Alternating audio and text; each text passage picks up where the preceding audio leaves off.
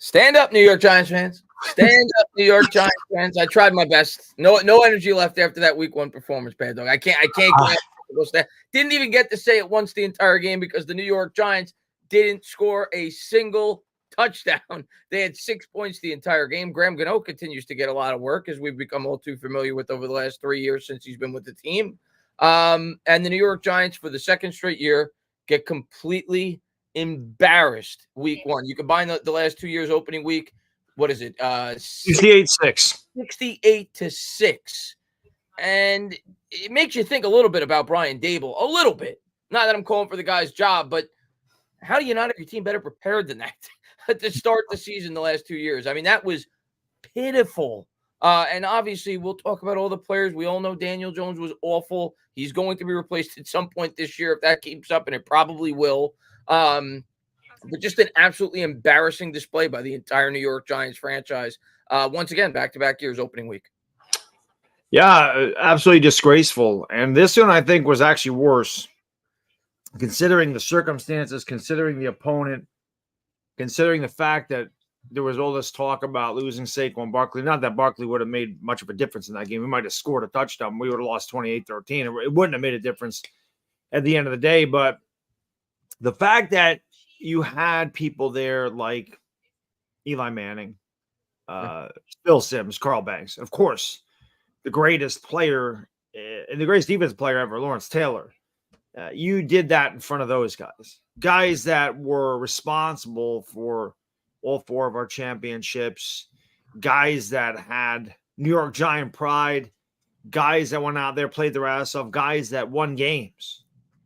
To go out there and look like that, not just on offense, which we kind of expect the offense to suck because we're really not high on the quarterback. And that was the major question going into the year was, can he play? And week 1, he certainly didn't. But the defense, I thought, was less than impressive. They started off okay, but when Sam Darnold starts 12 for 12, and he's never done that in his career, and you're getting killed by Sam Darnold, not a good look, to say the least. Fans were not happy. They were booing immediately. 3 plays in, they were booing. Yeah, they've had it. We've had it. Yeah. I don't know what to say. That's just an awful. As bad of a start.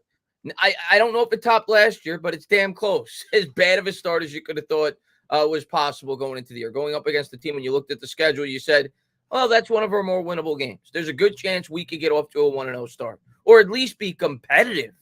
We were not competitive that entire game outside of the first quarter. And even when we were, and we created a turnover, we were held to 3 inside the 20. Yeah. The play calling was a mess. Obviously, the quarterback play was bad as it gets. The defense after the first 2 drives wasn't very good. It was just a mess all around. And they didn't seem like they were prepared. And you got to hope as a fan that things get a hell of a lot better going forward. I can't imagine it gets much worse, but I say that every year. And every year we're sitting here talking about how bad the team was unexpectedly. So I guess it could always get worse. But let's say let everybody in the chat, Thor in the chat, Bill in the chat, Nova in the chat, Chris Olson in the chat, Scott Young in the chat, Toe in the chat. Thank you to everybody for being here. Appreciate all you guys. Trauma in the chat. Bill says ugly indeed, Bill. Ugly is putting it nicely. Yeah. Depressing, ugly, disgraceful. It's just bad. And Officer Richie says we need a new quarterback. You're not gonna hear me or Bad. Yep, I'm not defending him anymore. At that point, going forward. Nope. Last year he was a disgrace. Tried to go into the year knowing that he was obviously going to be the starter, giving him a fair opportunity. Yep. I mean, dude, the guy has thrown 2 touchdowns in his last, 7 starts or whatever it's been. He's had 3 pick sixes in his last 3 games. So he's thrown more touchdowns to the opposition than his own team. I mean, my God, that's insane. Yeah, that is insane in 7 games. Yeah, insane. I also read another stat. Daniel Jones has started 60 games in his career. 20 of them, he hasn't thrown a touchdown. 1/3 of his games, he has not thrown a touchdown pass. That is more than a season, Chris, of games. Yeah, that's not good. No, it's worse. It's worse than not good. It's pitiful. Yeah. Goblin says, on a good note, I've made huge strides in my career. That's awesome. and I'm finally being recognized for my hard work over the years. Just wanted to share a win. That's awesome, man. Glad to hear that, Goblins. Thank Good to see our fans are winning, right? Yeah. Good to see the fans are winning. They're not winning watching the Giants, but they're winning off. Right. The team's not winning, but the fan base is winning. That's a good thing. And Mets says, told you guys Daboll equals North Korea. That's a bit extreme, Mets, but you do you. It's a little bit extreme. Yeah. But I appreciate you for being here. This could be Brian Daboll's year where he gets my 2021 Joe Judge. He started off like that. I can tell you that. I was less than impressed with Coach Daboll. Well, yeah. I mean, listen, you go back, you think about the game, the screen pass, of course, Daniel Jones can't make that throw, but the play design on that play was awful. I went back and watched the live stream just to see how I reacted to that play. I said it right after the interception. It was the most obvious screen I've ever seen in my entire life. Yep. You had 3 wide receivers lined up, and then you motion Wan'Dale Robinson directly behind them from your own 10-yard line, and Van Ginkel he goes out like he's running the screen, like he knew exactly what was happening. They said they did. They said they knew that play was coming. Said it, yeah. Van Ginkel, awful play design. You think back to the quarterback run. We talked about it during the live stream in live time. 3rd and 2 at midfield. You don't have a running back next to Jones. Out of the gun, you're running a design quarterback run. There's no. They did it inside the 5 too, where they ran QB power. And I'm sitting there going, "What? That's a play that they ran 100 years ago. Is he trying to get cute? Because this was the 100-year anniversary." Yeah, really, really, very pitiful, to say the least, man. Just not good. Nothing good about that game at all. And it's week 1. I get it, and we got a long way to go. By no means am I saying let's jump on the fire Daboll train, but left a lot to be desired. His first game is not good. That's 2 years in a row. He looks like he's lost some fire. I mean, listen, I think we know that the coach is not a fan of the quarterback. I'm pretty sure we all know this. I don't think he ever was. We know that they tried to trade up and get another quarterback. I don't know. I don't want to say that Daboll is not really trying or uninspired, but this offense looked better with Tyrod Taylor last year. And that's saying something to me. Yeah, you can't defend it anymore. At least he threw the ball down the field. Jones doesn't, whether that's by play design or that's his own inability to throw the ball. They didn't throw a ball more than like 18 yards in the air. Yeah. They targeted Hyatt once. Hyatt barely played. Isaiah Simmons, I was stunned. I didn't know this. Didn't play one snap. He didn't have a single snap. No. Not a single snap. And I guess it's matchup based, but just odd. Luis says, I'm just so confused. And I didn't get to see the snap counts. I don't feel Azeez Ojulari was out there very much either. Now that I'm thinking about it. No, I don't think it was either.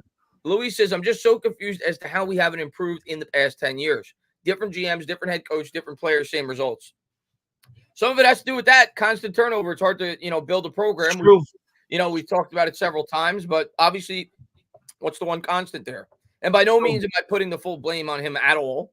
I'm not one of these people that is. I do think Shane is making the decisions as the general manager, but Mara certainly is a big part of that. He's been the owner the entire time. It starts at the top. There's a lot of things, but Mara is certainly a part of that. But it's just been a disaster, Luis. At the end of the day, it's a quarterback-driven league. And, I remember Baddog and me, when I first started on YouTube, I constantly said, Baddog as well, people are going to realize how much they truly did not appreciate Eli Manning when he retires, because it's not easy to find a franchise quarterback. And I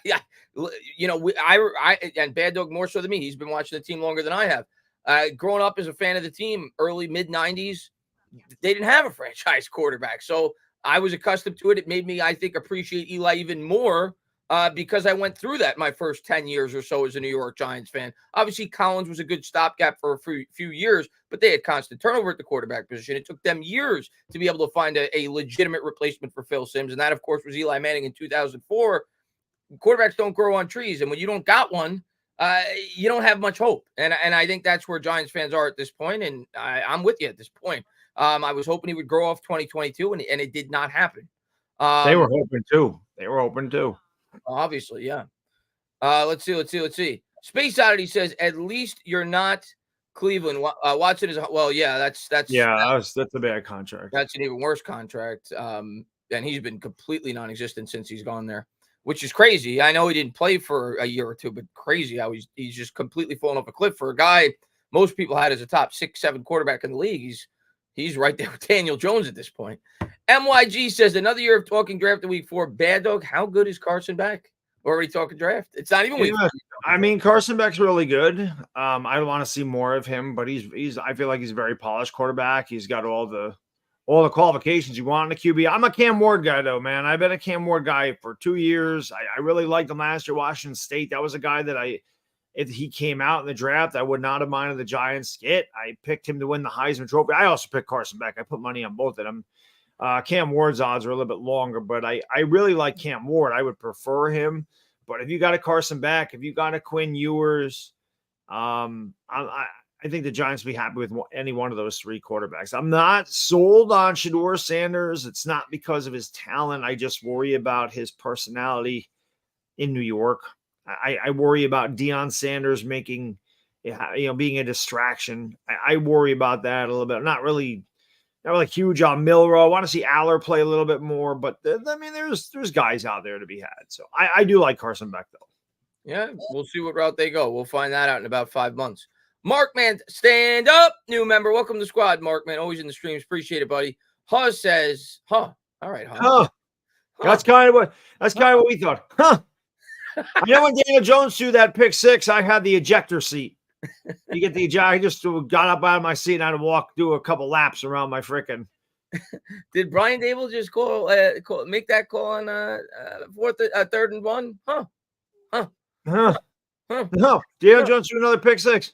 Did Daniel Jones just throw the ball 10 feet over Wan'Dale Robinson's head? Okay.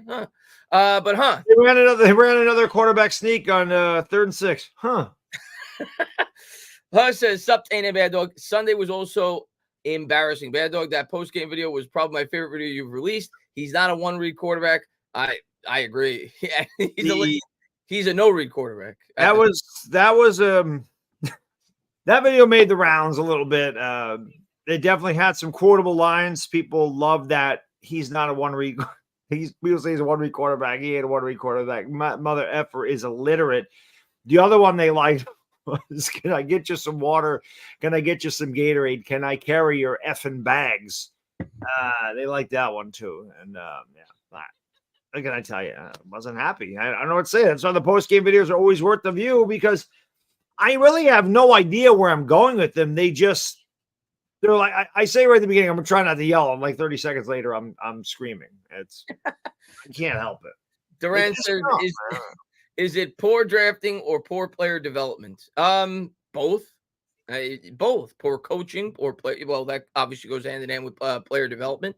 Poor drafting. I mean, let's be real. And again, I'm not saying fire Joe Schoen. I'm not that guy. I'm certainly giving him another year. I gave Gettleman 4 years. Give him a presidential term. They get 4 years. Yeah, but listen, at the end of the day, how can you say Joe Schoen to date has done a good job drafting? You can't. Now players develop at different rates. I understand that, and we'll see if these guys grow more. But right now, I mean, Kayvon Thibodeaux didn't have a pressure. He didn't have a tackle. He didn't have a hit his first game. Evan Neal is on the bench. He was his 7th overall pick 2 years ago. The guy isn't even starting on what was one of the worst offensive lines in football last year. He didn't crack the starting lineup this year. Didn't crack the starting lineup. He was the 7th overall pick 3 years ago. Yep. Bad. It's bad. So to this point, like, I think it's very fair to at least be skeptical and worried about where this team is headed. And I hate saying that. You know, I want to be a guy that gives these guys an opportunity. I realize they inherited a bad situation, but even at this point, I'm starting to say I'm not going to put blind faith in these guys at this point. They got to start to prove to me that they're building this team properly, both coaching, GM, everything. Yeah, I got a video coming out on that tomorrow. I wanted to talk about that myself. And Laid Back says, can we rehire Jerry Reese? I mean, Jerry Reese. It all started. Yeah, he wasn't really good. I don't want him back. Obviously, he did some very good things early on. I'm not taking that away. Beginning of his career, yes, he did. Yeah, but second half, it was bad. Mark, I think everybody remembers, says, hey, Chris the Bad Dog. Stand up. Welcome to the squad, man. And Tucker says, I'm with Bad Dog. Give me Cam. Yeah, I like Cam Ward. I like Cam Ward a lot. That's my guy. And Daniel says only team to not score a touchdown this week. Is that? I didn't even look at the Yep, score. that's true. That's true. We're the only team to not score a touchdown. We're the only team to not score at least 10 points. That's 2 straight years we didn't score a touchdown opening week.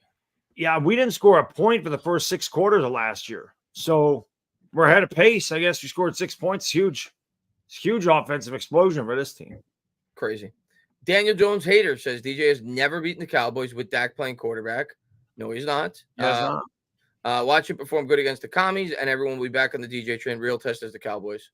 I mean, I hope he plays. I hope he plays well, but I got to see a lot more than just next week before I'm sold that I want to see him for the rest of the year. Like it was that bad of a performance last week. I watched the Cowboys play the Browns, and I'm just watching that defense and just thinking, can we just forfeit on September 26th? Like I'm watching Micah Parsons fly around. Like I'm watching this defense just hit and get in the backfield and terrorized Deshaun Watson, and Cleveland couldn't do anything. And they totally took Amari Cooper out of the game. And I'm sitting there going, God almighty, what is our offense going to do against that? Yeah. We already don't match up well with Dallas. They never do. They not only do they beat us, they kill us. They destroy us every year. It's never close. Yeah. Matt says horrible cold game by Brian Daboll. Garrett would be proud. Yeah, he definitely did Garrett proud. I think Garrett might have actually done a little better than that game plan. Hunter, thank you for remember. He says, my gut is telling me Danny Dodd's going to go off against the commies as per usual and then shit the bed the rest of the season. Good. He beats the commies all the time. Yeah, hopefully we do find a way to get a win this week. We'll see. It's a one team that can't ever say anything to us because not only do they suck as well, they can't beat us. And if you can't beat us, that's really bad. But it's amazing how both of these teams, week 2, it's like a must win. Like if the Giants lose, and it's possible they do, the Commanders are favored. The Giants could be 0-8 by the end of this stretch. Very possible. Before they play they don't play the Panthers. I forgot the team they played before the Panthers. But it is they literally could be 0-8. Yeah, not I wouldn't predict it, but I wouldn't be stunned either if they start 0-2 with that schedule they got coming up after that. Rover says, I feel like we, the Giants, are back in the 70s. I need to find my platform shoes. Yeah. Grow the hair out, get your disco ball, put your Saturday Night Fever soundtrack on. And James says, is it possible that the game plan is too complicated with all the pre-snap motion? There was a ton of pre-snap motion. The other thing, and we talked about it during the live game, they lined up Daniel Jones under center a ton early on in that game. They used a ton of – they also came out with a lot of 12 personnel, a lot of 2 tight end sets, max protection. They kind of opened it up as the game progressed, but it was weird. It felt weird at the beginning of that game because I'm not accustomed to seeing Daniel Jones under center nearly as often as they were doing that early on in that game. And obviously that wasn't working. Not that it would have worked out of the shotgun either, the way that he played, but also, the Giants aren't good enough to not play preseason games. They're not. The Giants aren't good enough to. The Giants should be in the XFL with the way that they've played. Right now, it's just such a revolting product to watch. It's so bad. Yeah, like it's just amazing how you go into these games. I'm not saying this because we always beat the Commanders. I always feel good against them, but.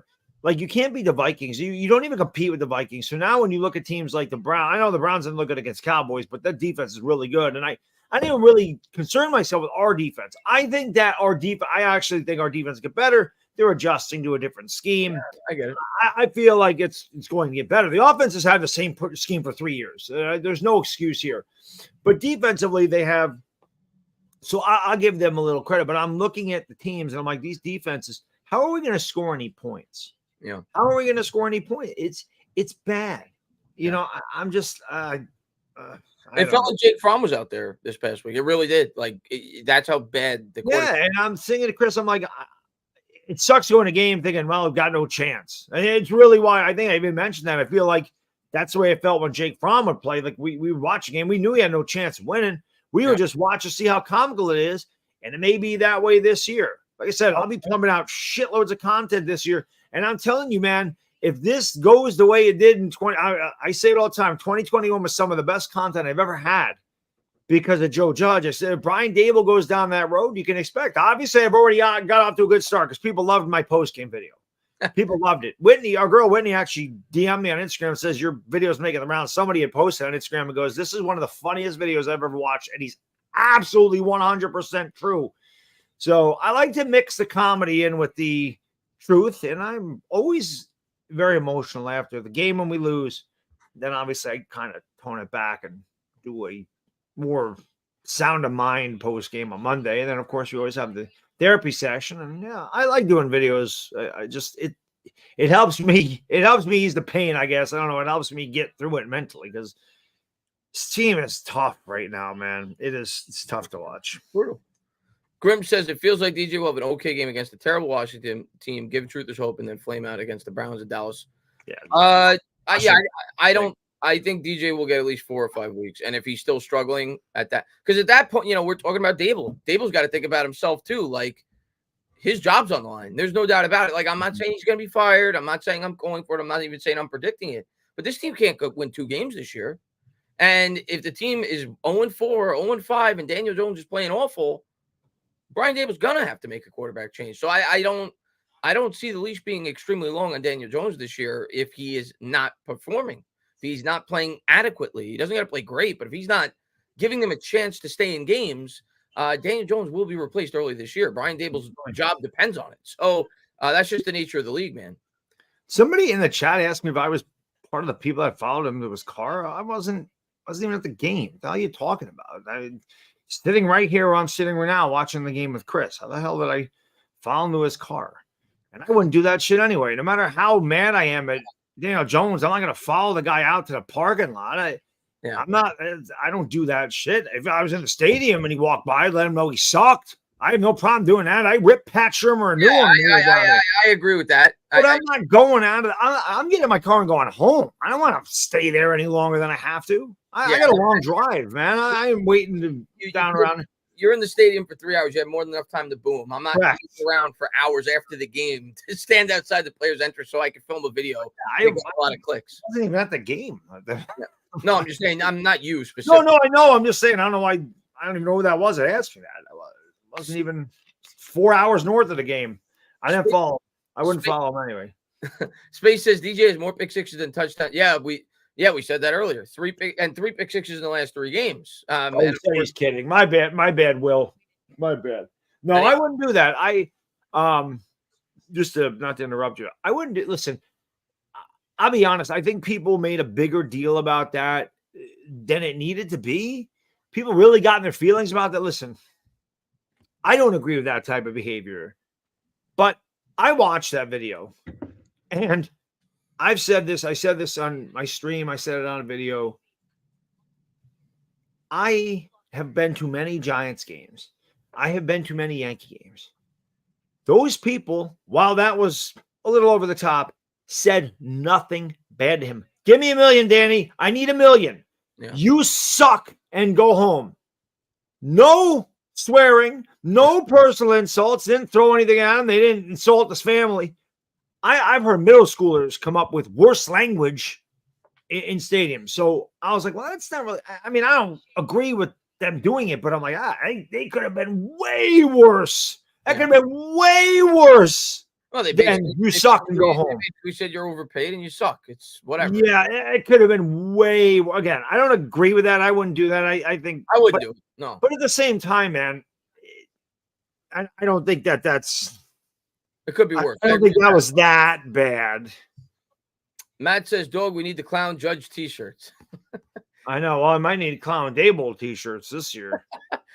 Bill, man, thank you so much, man. Always in the stream, always showing support. He says, doing a shot every time Parsons sacks DJ will be drunk by him. If you you might be drunk by the first series, Bill. We will be dead by the first series. Like we will have alcohol poisoning if we do that every time Micah Parsons sacks DJ. I will say, and it's funny because they gave up 5 sacks, but Daniel Jones was certainly responsible for a handful of those. He stepped into it. I actually thought the offensive line was okay in pass protection. Chris, they were ranked, I think, 9th or 10th in PFF for blocking. That's top third of the league. Yeah. I thought 2 sacks were on the line. I thought 3 were on him. When that blitzer came free, that's on Jones. He has to see this and change the blocking scheme at the line of scrimmage or check out of the play. He has to see that guy, Chris. How many years have we watched a guy come untouched because he's not accounted for? Yeah. The quarterback needs to, this is one of his major problems. He needs to read this defense pre-snap and go, there, that guy's coming. This guy's the Mike. Here's a blitzer. He has to identify all this stuff. Yeah. And that's why you will not see, it happens once in a while. Yeah, there's a missed blocking assignment, but Chris, this happened for years with Jones. Guys just coming untouched. Happened last untouched. I have, and not just with Jones, with all three quarterbacks last year. I remember it happened throughout the entire season. And some of it was certainly on the quarterbacks, like you said, because they don't read the defense properly pre-snap. Right. I also read that the receivers got a lot of separation according to the analytics, that they were open. I mean, again, take these ratings with a grain of salt. I just Daniel Jones didn't play good. I feel like no way around it, man. Yeah, I don't care what PFF or anything. Daniel Jones was awful. I forgot who it was. I saw a post on Twitter that Daniel Jones was tied for the second highest rate, or tied for the highest rated PFF grade in the division at the quarterback position week 1. Yeah, and it wasn't high because obviously Jalen Hurts had a really bad game, and obviously Jaden Daniels had a really bad game. His rookie game, I think he turned the ball over a ton. And but Dak had like a 57.7 grade, and Jones had a 57.7 grade. They both had the same grade. How much is that? How much of that comes in garbage time when he got those extra 70? It tells you all you need to know about the PFF. You're right. Yeah. And Sebastian says, I could be smoking the biggest pipe of copium, but you rewatched our offensive drives, and I saw a lot of missing block assignments from our centers, and the receivers were running with little effort, it seemed. DJ needs to throw, though. I cannot excuse Daniel Jones. I thought the line did okay. I'll be honest. I didn't see anything outside of that one play where the guy came free. I felt like he had time. I don't feel like guys are right on top of him when he was throwing the ball. The screen pass is just an awful play design, but he still didn't have to throw the ball. And then the other interception in the end zone, and granted, I will say it was fourth down, and nobody brings that up when they're showing the clip. So he's kind of, you got to just throw the ball at that point. But that was still an awful throw. It was. It was an awful throw. Yeah. You got to try to find a better matchup than that. At least find a guy that's one-on-one. Don't throw the ball in the middle of the field where everybody is. Yeah. And it's a bad decision. Farrell says, I know Giants fans don't want to hear this, but Joe Shane's first draft was his first as a GM, and most of those players are from COVID years. I think we should keep Daboll and Shane and allow them to. I agree with you. I'm not calling for it, but at the same time, I got to be fair and say I understand why fans are now getting critical of these guys. It's year 3. This isn't year 1. It's not year 2. This is year 3. And year 1 was great. It was a pleasant surprise. We were all convinced we're sold on these guys now. This is going to be the future of the team based off what they were able to get out of those players, specifically Daboll, who won Coach of the Year. He had a phenomenal year 1. Phenomenal year 1. You did. But I think it's fair to be skeptical of this duo at this point. Not saying that I want to run them out of town. I don't. I want them to get another year. But 2 years in a row now, and I understand last year everybody got hurt. Things kind of unraveled early in that game against the Cowboys. But regardless, 2 years in a row to start the season when you've had months to prepare for your opponent, Brian Daboll's team has looked completely lost and outmatched. Overmatched, right. Overmatched. He went up against a team that he should at least be in the same weight class with, against the Minnesota Vikings at home, and they look completely outmatched. And to go back to what you're talking about, the draft picks, I agree with that, Farrell. Not only was it a COVID year, he was thrown into it, quickly right before the draft, right? Because he got hired in like February. The draft is in April. He had never worked with the majority of the guys that were on the staff. I get that. I get it. I do.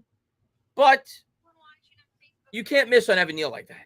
That's an awful pick. And Kayvon does not look like, as of now at least, he's warranting that 5th pick. So I understand where fans are coming from, man. Yeah, when you get a 5th and a 7th pick, you'd think one of them would be a dominant player. One's already a backup, and the other one is just extremely inconsistent. It's again, I'll have a video on it tomorrow, just giving my thoughts on Joe Shane and Brian Daboll. But I'm with you. I mean, it's you look at a really bad team and the knee-jerk reaction is you got to fire these guys. But when you constantly turn things over, you're going to go right through another reset because you get a new GM. That means whole new coaching staff. That means all new players. That means all new scouts starting over again. Yeah. It's difficult. Shane took over a bad team with a bad cap. And, they overachieved their first year, but it's tough. And listen, if they get another year, which I think they should, and we have a shitty year, which we play the way we did week one, we're going down. And they get their quarterback. At that point, if the quarterback's bad, then this was bad. But again, Daniel Jones has been here through multiple coaches and multiple coordinators and multiple receivers and multiple lines, and he hasn't played well with any of them. So the best year he had was with Brian Daboll. Which is why we were at least hopeful that he found it and he would go this way. He would go further with Daboll for another year. Obviously, it didn't happen. Samuel says, I don't know if it's because DJ's been hit too much, but he can't process the game, can't manipulate defenses. The game is too fast for him. I don't disagree. He's broken at this point. Game's way too fast, Samuel. I mean, that's the perfect way to put it. It's too fast. He don't process it. I've been screaming about this for years.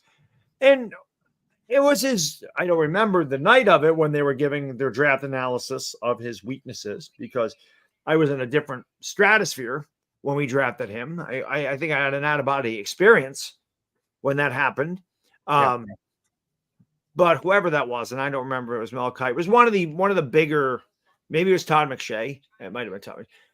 Pretty much said everything that he can't do. And even Patrick Peterson said it a few years ago that can't process. He's got physical skills, but can't process, can't read a defense. All the things we have said for years, Chris. He doesn't do it. And he's robotic. Yeah. Again, instincts can't be coached. It's you either have it or you don't. And he doesn't have good football instincts. He just doesn't. Yep. You want to root for the guy. Obviously, he's your quarterback, but I root for him. Yeah, I just think the writing's on the wall at this point. Yeah. And Zany says if DJ gets another year, I might skip a year of Giants. But I don't think you have anything to worry about. I guess I'll never say never. If he completely turns it around this year, if we end up 11-6, different June. But realistically speaking, if this team goes where it looks like there's a good chance we're going based off of week one, there's no incentive to keep the guy. You save $20 million or so if you cut him, and you have the ability to go and you get your quarterback. And this offseason, the Giants showed they were prioritizing the quarterback position in a rich quarterback draft class, as they should have. They should have at least inquired about moving up to get one of those quarterbacks they love. They couldn't do it. So I think the writing was on the wall coming into the year, unless DJ played really well, which obviously the early reviews aren't promising. He was going to be replaced the following year. So I think that's where we're headed, man. Yeah, I think Daniel Jones showed everybody exactly why Joe Schoen was trying to move up to see if he could sneak a quarterback in there. And I certainly did not want McCarthy. I was not a McCarthy guy. I love Michael Penix. I can't believe he's in Atlanta. I think Michael Penix is going to play sooner than later. They paid Kirk Cousins a fortune, but Kirk Cousins. I didn't even watch that game. He looked terrible. Cousins didn't play well. Yeah, he didn't play well at all. It was weird that Atlanta would take a guy that was almost 24. And it was a weird pick. Not because not for a year, because he went top 10. Who the team that picked him? It was a weird pick. Yeah, that's what I mean. If somebody else picked him eighth, Atlanta, that was strange. Listen, I didn't want Penix at 6 because I just was worried about him, his blindside protector being Evan Neal, which it wouldn't be now. He's had some injury issues. We know the turf is not kind in MetLife Stadium. But the other thing is, it's now Illuminor that'll be protecting his blindside, but you paid Andrew Thomas to be the blindside protector. If you had a strong side protector paying him $20-some-odd million a year, what are you doing? Yeah. And you don't want to move him to right tackle. So, but after watching Daniel Jones play, I wish I would have just taken Michael Penix. I don't know. Nerf says, no lie, I don't call a Giants W until I see one. I can't blame anybody. At this point, I won't either. I'm not picking him this week. I'm not picking him this week. JC says, let's be fair, and every one of us wanted. I did, and I wanted Neal. I agree. Yeah, absolutely. We love those picks. Yeah. Goes to show it ain't easy to draft. KT, in my opinion, is scrawny and no flexibility. Ben, KT is a very interesting player. He shows glimpses of being elite, but it doesn't come around often. But we saw that in his rookie year. He had 2 games or so where he won the game almost entirely by himself. Washington was one of them. Yeah, that's special. Like, there's not a lot of defensive players that could do that. He did. But he doesn't do it consistently enough. And there's games like week 1 where he is completely non-existent. Forget he's on the team. He might as well not even be on the field. He didn't have a hit, pressure, sack. He contributed to a crucial penalty early on in that game with the face mask, or the hands to the face, or whatever it was. So I can't peg him yet of whether or not I like the pick or not. I think he could end up being really good, but we got to see a lot more growth. Neil, I'm out on. Out on. The coaching staff has clearly shown you that they have no confidence in the guy. He's not even starting with an offensive line that couldn't block anybody last year. So I'm out on him. I hope I'm wrong, obviously. And you're right, JC, but we're not the ones that get paid.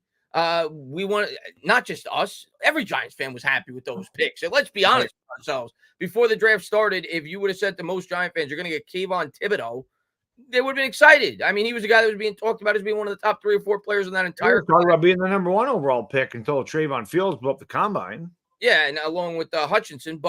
And then Evan Neal, I mean, we all knew we needed a right tackle. He was one of the most highly talked about tackles in the last few years. Went to Bama, looked like an animal. So, yeah, we liked it. But just because we liked it doesn't mean the picks work out. You know, there's been plenty of picks that Giants fans like that did not work out. So, yeah, I agree that we liked it, but we don't like them now. And easy to draft. No, that's why the good GMs keep their jobs. That's why good GMs draft well, and they're always competitive. And bad GMs lose their job. Yeah. And King of Bluegrass says Giants versus Commanders. Meh, go Mets. Mets won again today. They lost yesterday, but they found a way to win today. And I didn't see the final of the Braves game, but they were down, I think, by like 3 or 4 runs. So it looked like they were going to lose last I checked. So the Mets got a 1-game lead if that held. And I think they got, 15 games to play. Now, the thing with the Mets, bad dog, is they now play, I think they got 15 games left. They play 7 against the Phillies, who have the best record in all of baseball. Yep. They play 3 against the Braves, who are in direct competition. Yeah, that's good. It's going to be a good series, that one is. And then they play another 3 against the Brewers, who are a playoff team. So I think they only have 3 games remaining, if I'm not mistaken, against non-playoff teams. So it's going to be, they're going to be put to the test, and we'll see. I mean, I'm just excited as a Mets fan that they even have this opportunity with the way things started. JD says the Giants way has turned into nothing but a coping mechanism. Beta Mara needs to quit living in the past, man the F up, and do what it takes to build sustained success. F being nice. I agree. I just don't. I don't. We need a quarterback. That's where it starts. We all know that. I think what Baddog and I don't. I'm not going to be hopeful because this team has just crushed my dreams every time that I'm hopeful that things are trending towards the right path. But if they were able to get a quarterback next year, that was good. This fan base would feel a lot differently about this football team. There would be a lot more hope. Yeah, well, listen. You say, okay, this offensive line it's only 1 game, but it appears like they're getting a little bit better. They finally have adequate weapons. I'm not going to say their weapons are incredible. They're not, but they're solid. They have adequate weapons at this point. If you get a quarterback that the fan base believes in, people feel a lot differently about this team going forward. People are going to feel differently anyway because this is stale at this point. Like, listen, JD said it. It's not easy to draft. And Chris, you and I did the math. Like 70% of the top 10 quarterbacks failed, right? So there's no guarantee that you get Carson back, or you get Cameron Ward, that he turns out to be anything. But this is the thing: we don't know with that guy. We don't know what he is. We know what Jones is. We know what to expect from Jones every week. We know he's not good enough to win a Super Bowl. That is obvious. The whole point of doing this is to win a Super Bowl. Authentic had, I think he's in the chat. He had a great video. They're short. And he's absolutely right. He's elite at nothing. He's not an elite runner. He's not an elite passer. He's not an elite decision maker. He doesn't have an elite arm. He doesn't have elite accuracy. That's true. There's nothing that jumps off the page at you when it comes to Daniel Jones. He's got nice skill, nice. but his processing is so bad that his physical skills can't outweigh the inability. Like, he can't make up for throwing a ball late. His arm isn't a rocket. You don't have a rocket arm. I'm a little late, but he can still fit it in there, Chris. If he's late, it's over. Yeah. So, yeah, he doesn't have one elite quality. He's not. And Yeah, I think he needs one. He's not that I'm comparing them at all, but he's not like Josh Allen, who, when he got off to a slow start early on in his career, you said, well, this guy has elite traits. Right. And if he could ever morph, he could become a Super Bowl caliber quarterback. Even if Daniel Jones at this point, I hate saying this, but it's the truth. Even if Daniel Jones puts it together, which he can't really put it together because he's always going to have that deficiency. He doesn't have the ability. I think it's fair to say it's been 6 years. That's damn near a full career for most quarterbacks in the NFL. It's been 6 years. At this point, I think it's fair to say the guy doesn't have the necessary traits to be able to scan the field properly, to play at a high level consistently in the NFL. Exactly. I don't think he can improve that at this point. And I think he's broken. I think he has a mental clock in his head, and I think he's broken.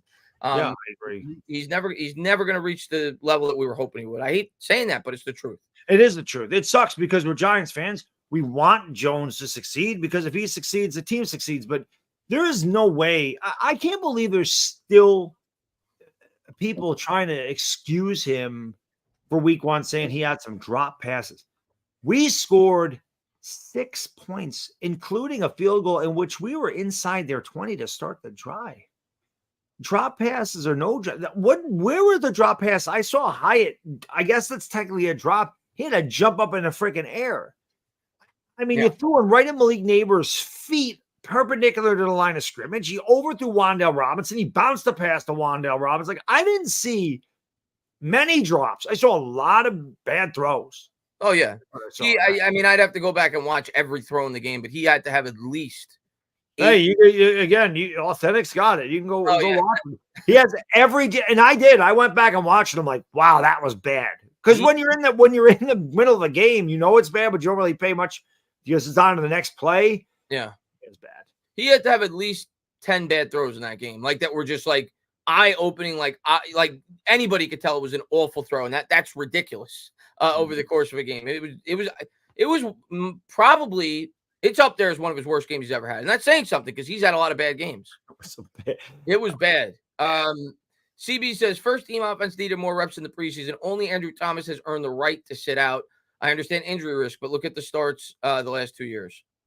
I get that, CB. I don't think it would matter if I'm being honest. I just think Daniel Jones is not good. I just don't think this football team is very good in general, but obviously the quarterback limits our upside, but I'm not against it, but I don't think if we played an extra couple of quarters in preseason, this team would have looked much better week one. And Big Moo says, and subscribe, guys, I appreciate that, Big Moo, man. Thanks for being here, buddy. Luke says, would you trade Kayvon for a third and a fifth? No, I wouldn't do that. I still think he has potential to grow into I'm not going to say elite. I don't think he's going to be like an Aiden Hutchinson. Obviously the guys that are already there, like a Micah Parsons. I don't think he's ever going to reach that level, but I think he could be a very good edge rusher. And like a Brian Burns, for example, even though he didn't look very good week one, Brian Burns is a very good edge rusher. I'm not trying to make excuses for the defense, but again, how much did they play in the preseason? They're getting acclimated to Bowen's system. It takes an adjustment. One thing I'll say about Thibodeaux and the guys Shane drafted, remember Dexter Lawrence was a good player, but nobody really knew who he was. Year 4, he flourished. 2022, he broke out of a shell. He became an all-pro. He became a great defensive tackle. In my opinion, he's the best interior lineman in football right now. Yeah. He grew into that year 4. So I would like to give these guys the rookie contracts before I give up, unless it's Evan Neal, where you're just, the guy sucks. I mean, that's obvious. But Thibodeaux's got a lot of talent. He just this is an important year for Thibodeaux because we know if you look at Shane's track record, and this is something I agree with Joe Shane. I think it is guys early. He gives them contracts. And that's what you should do. When you identify a guy that you feel is a franchise game-changing player, you should extend them as quickly as possible because, as we know, the market only goes up. It's smarter to get it done with as quickly as you can. This is year 3 for Kayvon. This is the earliest that you could make that extension if you're Joe Shane is at the end of year 3. So this is a big year for Kayvon because if Kayvon does hit what we're all hoping he could hit as a fan, I do think Shane would extend him. So it's a big year for Kayvon, and obviously, awful start. He's got 16 more games to go. Yeah. Kefla says, I love my team and I want them to win, but I think we got a big loss for the first time in a long time against the Commanders because Jones is ass.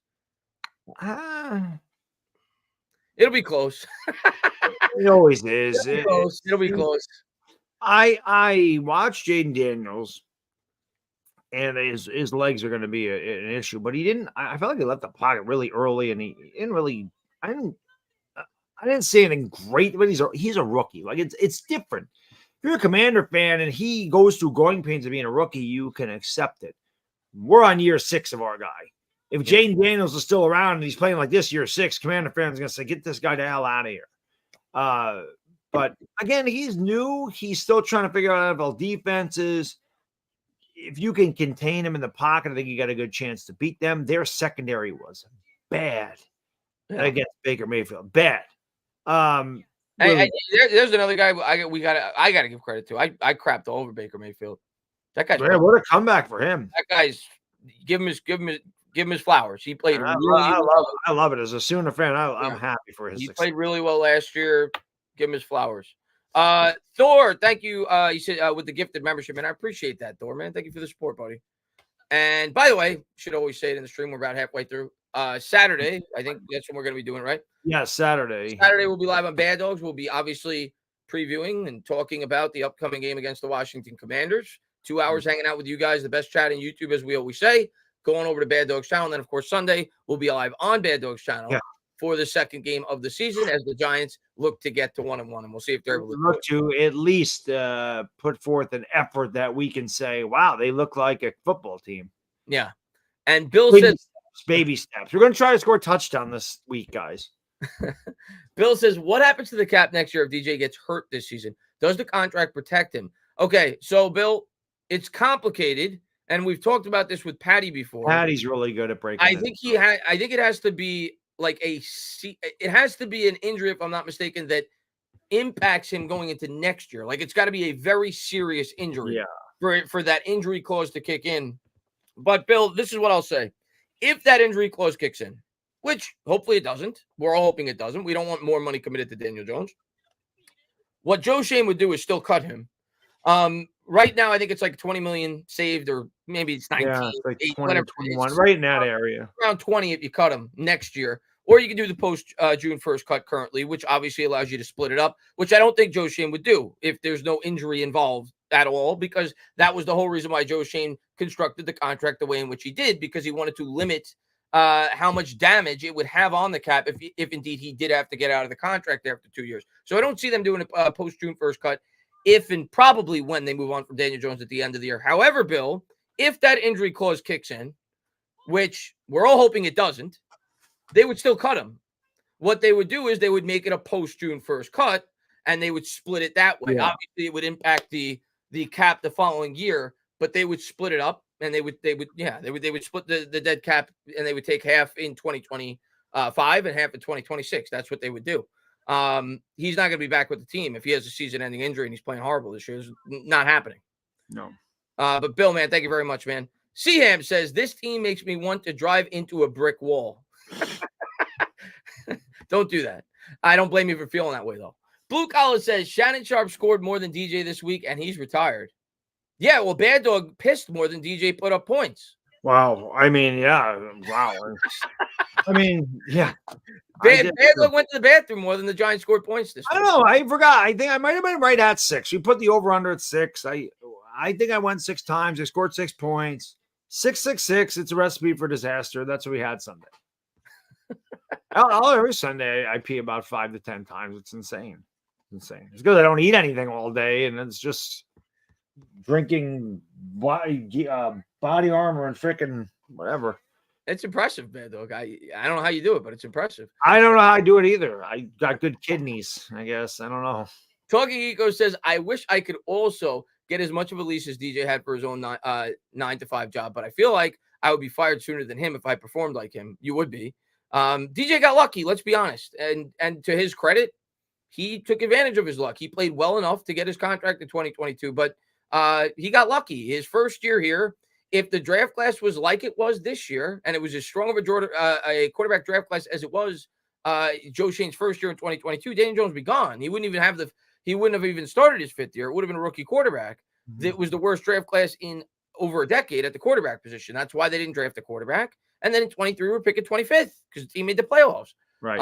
So he was fortunate enough to Joe Schoen's first year have a. He's had 9 lives. Yeah, exactly. I see people in the chat saying prostate. Guys, you don't understand the way your body works. Do the science on it. Do the science on it. When you don't, I don't know how many times I have to explain this, but here's a little fitness tip for you. When you consume carbohydrates, your body holds on to water, a lot of water.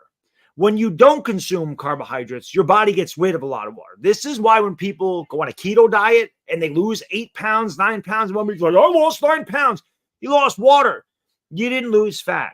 This is why I pee a lot. Saturday, I don't, because Saturday, I eat whatever the hell I want. So if I'm eating 5,000 calories and I have 600 or 700 grams of carbs, my body holds on to water, which is why on Saturday night, I will weigh as much as 180 pounds, 181 pounds.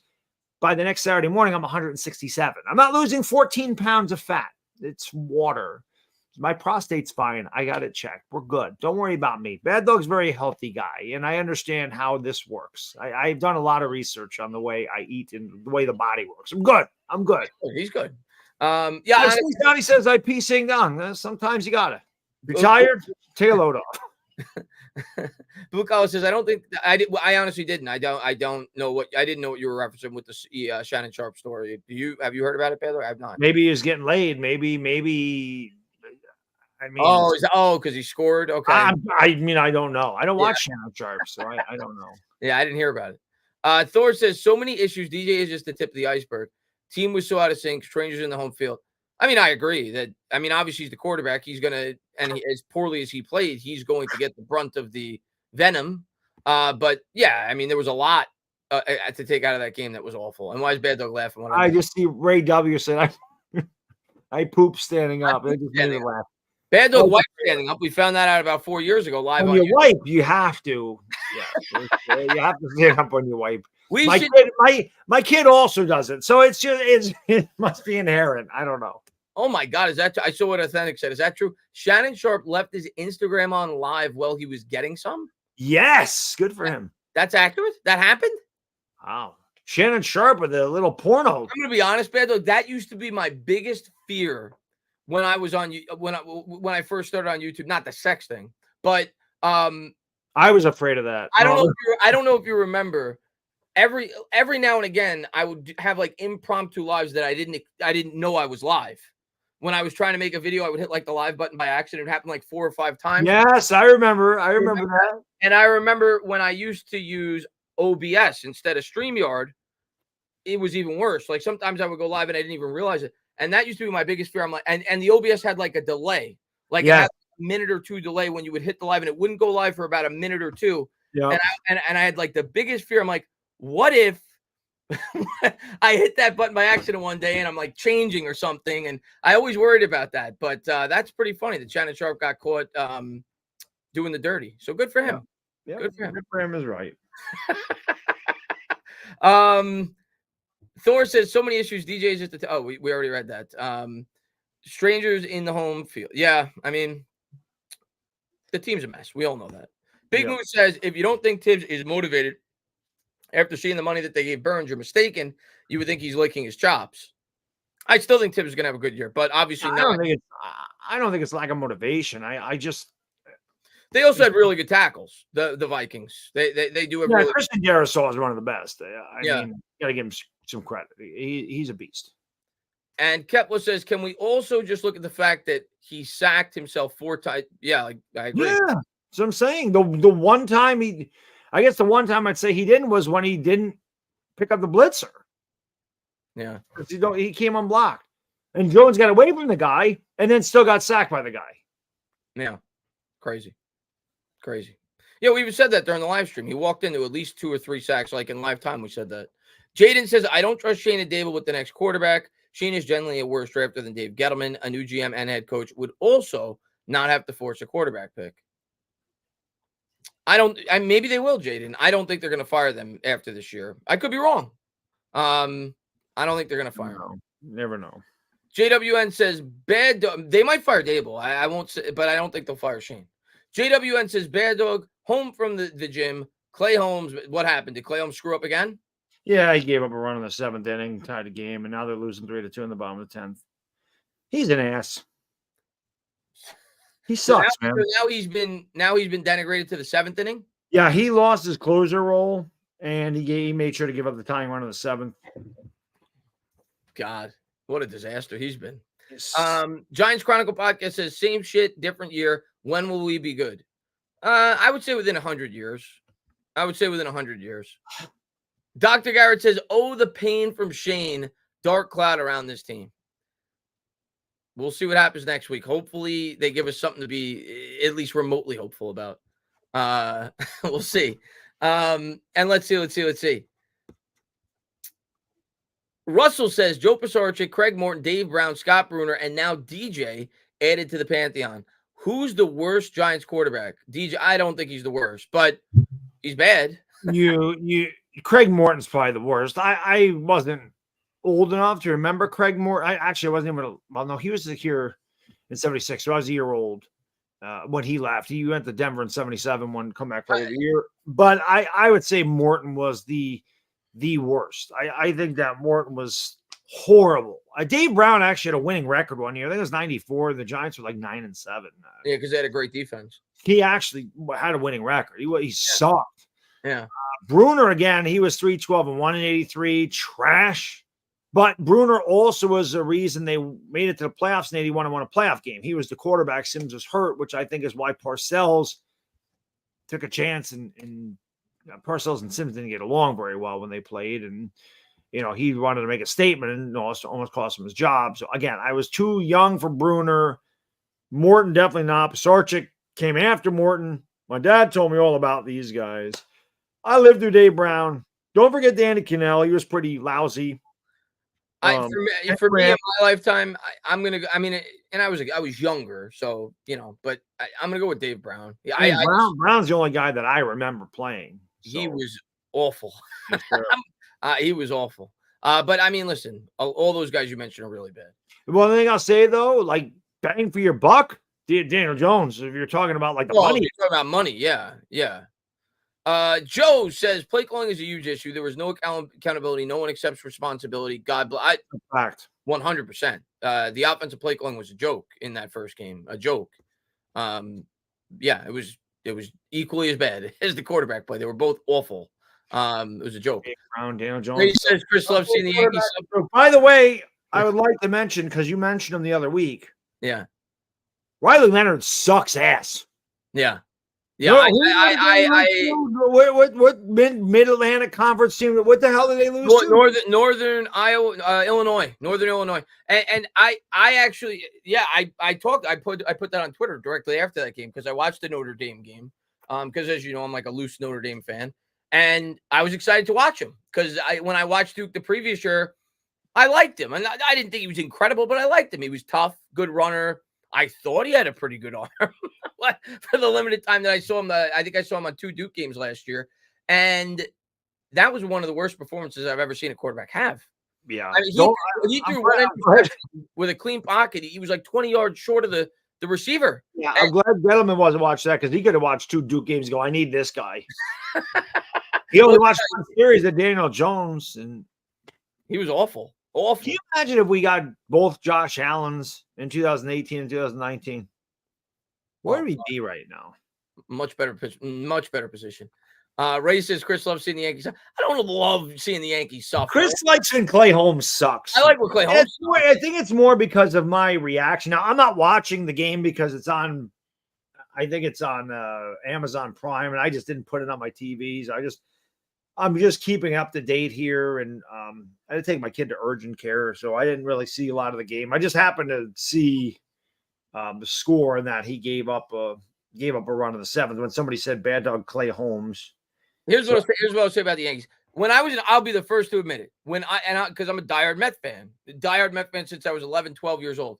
When I was in high school, I hated the Yankees. I hated the Yankees more than any other team in baseball. I will be the first to admit that because I had to endure that as a Met fan. Yep. Which is why I sympathize with Jet fans a little bit when they about the Giants because they had to endure our Super Bowl runs. I had to endure that as a kid in high school. I graduated high school in 2003. 2000, I'm a freshman in high school. Mets Yankees. That was the best time for baseball, by the way, since I've been alive. Yeah. Since I've been watching. Steroids, of course, had a lot to do with that. But yeah, of course, late 90s to early 2000, like a 5-6 year period there when you had the Mets Braves, the Mets Yankees, the Yankees, right? Like that was incredible. Yankees Red Sox was good. Incredible. Good baseball. I will be the first to say I hated the Yankees back then. As I've grown, I don't like the Yankees. I'm a Mets fan, but I don't hate the Yankees. I'm just like, dude, whatever. Yeah. You know, Bob, thanks for asking. Yeah, he's fine. He has like a bug bite. We just want to make sure it wasn't a tick bite. And I think it's just a spider bite because I'm like, told my wife, I'm like, he's never in the woods or anything. We don't live in a wooded area. So I don't know where he would get that from. I think it's a spider bite, but she wanted to get it checked out. So that's fine. It's not too far from our house. I just gave him some ointment and throw it on there. See if the swelling goes down. If it does, we were good. And Lucas says Jones plays like he has forks in his Jones plays like he has no eyes. Jones plays like he has a fork in his ass. Kevin says, if you guys can have DJ on the channel, what's something you would ask him? I mean, I would take it seriously. I wouldn't be a jerk. I might be a jerk. At this point, I don't know what I would ask him. I mean, obviously, the most obvious question to ask him from our perspective is, how did it feel when you were initially drafted? Not just us specifically, because everybody reacted similar, maybe not as over the top as we did, but it was, how did it feel going, being drafted by the New York Giants after the way that the fan base reacted? How did you feel? That'd be one question I'd certainly ask him. I think the question I'd ask him, honestly, is why do you think you haven't really taken a step forward in 6 years? Why do you think you're kind of stuck at this level? How come you haven't been able to advance? There's no growth. Like what's holding you back? He would be the most boring interview in the world. He would, but that's really what I would like to ask him. Yeah. I don't really know if the media kind of asks him, and he usually gives the same thing. But that would probably be an honest question: is what do you think is preventing you from taking the next step? Because you haven't taken the next step. You've been here 6 years. You've had many coaches, many coordinators, many linemen, many wide receivers. Yeah. You've had some good games, but you haven't elevated yourself to be a consistent playmaker on a week-to-week basis. Why do you think that is? That's the question I would ask him. What is going on in your head? What do you think is preventing you from taking that step to be a top? He would tell you he's got to look at the tape. He's got to work. Oh, okay. Well, Daboll would tell me that. Daboll would certainly tell you that. Daboll would tell me that. That's what I'm saying. Daboll's going. So you got the clown. You got the clown. You got the circus thing going on. Like Daboll's going to have right in the back with the carnies. We're going to throw him right back there. I mean, he's going to end up in that. He's going to end up there if he doesn't get his shit together. He better. I'm going to have to bring out the clown face. I'm going to have to bring out the paper bag. I'm going to have to bring out the toilet paper. I have to bring out the circus tent in the back. I'm going to have to bring it all out again. Don't make me do this. I don't want to do this again. Pharaoh says, which quarterbacks are you drafting in 25? Ewers, Shedeur Sanders, Carson Beck, Cam Ward, Jackson Dart, Dylan Gabriel, Jalen Morrell. Definitely not Dylan Gabriel. As a Sooner fan, no. You didn't even mention the dude from Penn State. What's his name? Drew Aller. Yeah. I mean, we got a long way to go. We got to know where we're picking, and let's give us a year to look at these guys. So long way to go to speculate on that, and in terms of who we're going to draft. Everybody knows who I like. Yeah. And I said it before, and again, it was kind of an inside joke with Authentic because nobody really talked about him, but him and I liked him. We're like, shh, it's a sleeper. Well, he's not a sleeper anymore because he's coming out in the draft now. But I am definitely a Cam Ward guy. I've liked Cam Ward for a couple of years. I like him. Blue says, well at Miami. And Blue says someone made the deal to pay the cost for. That's what I said. I think I said it or bad. I don't remember, but that's what we said during the live stream this past week. Is Giants have been paying the piper for all the luck they had in 07 and 11, and we're still paying for it these last. It wasn't luck. Where's our luck? Well, Wes Welker. Oh, the helmet catch? Okay, that was a little fluky. I know it was lucky. Wes Welker dropped the pass. Where's the luck in 2011? Well, yeah. Oh, yeah. I was talking about both of them, but yeah. That was in 2011. But I'm just saying. Listen, and if you're going to beat an undefeated team, you need some of that. Oh, for sure. Well, if we're going to talk about luck, and listen, you look at any Super Bowl champion. I'm not trying to discount the Giants Super Bowl. Incredible performance by the team. They had no business winning that game going in on paper, and they played a flawless game. But every team gets luck, right? Tom Brady, you can look at his Super Bowls. They throw it on first to go with Marshawn Lynch. When they get the best running back in football, the Seattle Seahawks, they throw it on first down. They throw an interception. You look at the way that obviously the Tuck rule against the Raiders in the AFC Championship League, getting him to the Super Bowl. So every team has forms of luck. The Falcons forgot to run the football when they had a 28-3 lead. Right, and Edelman made a ridiculous catch for the Patriots in that one too. In 11, you know where our luck was? I remember I might have even talked about this. It wasn't like we talk about how great Manning's throw was. Everyone's like, Manning, I made a great catch. That's Samuel's dropped interception. Well, no, that was 2007. Yeah, I know. That's what I'm 2011 was Wes Welker dropping the first down. That was it. That was the one. Yeah, that was the one. Because I remember going to bed. That night or a couple nights afterwards, and I dreamt that Wes Welker caught that, and we lost. And when I woke up, I'm like, oh my God, it seems so real. If I recall, didn't Giselle, who was obviously married to Brady at the time, didn't she publicly call out Wes Welker after? Yeah, I think she did. I think she viciously. I think she did. Yeah. But and Blue Collar, so someone made the deal to pay. Yeah, Blue Collar, we've been paying it now for 15 years or almost 15 years. It's been ridiculous. Independent says, did the Mets have a no-hitter today? I didn't watch. I'm gonna be honest. I didn't get a chance to watch the game. I just saw the score. Did they have a no-hitter today? I think I would have heard about that. I would have been. I would have been getting alerts on my phone. I don't think they had a no-hitter today. But somebody in the chat let me know if they did. They won 6-2. Yeah, I was gonna say. I thought I remember they gave up a few runs, but they won. That's all I care about. But yeah. And the Braves lost, right? I know they were down 4-1. The Braves were the Braves. Hopefully they lost anyway. Where are the Braves? They lost 5-1. 5-1. Good. Yeah. So we got a game lead again. Yaz Spaz says, "What's stopping me from buying a Chiefs jersey?" Just kidding. Love you guys. We're trading Mahomes next year. Grabbing the paper bag and toilet paper bag. Good luck with that. Good luck with getting Pat Mahomes. Yeah, the paper bag and the toilet paper. I mean, don't be out here by Thanksgiving if it's anything like week 1. I can tell you that. This must have just happened. Simon says, "Did you all see Shannon Sharpe giving the business on Instagram Live?" I heard about it now, but I've not seen it yet. I haven't seen it. I don't think I want to see it. So I don't think I want to see it either. I'll take your guys' word for it. And Nelly, thank you so much. Nelly's great. I got to meet her at a Giant game. Guys, Sunday hurt me, angered me more than 2021 did, and I didn't think that was possible. I know DJ has to go, but do you guys trust Schoen and Daboll to pick a new quarterback?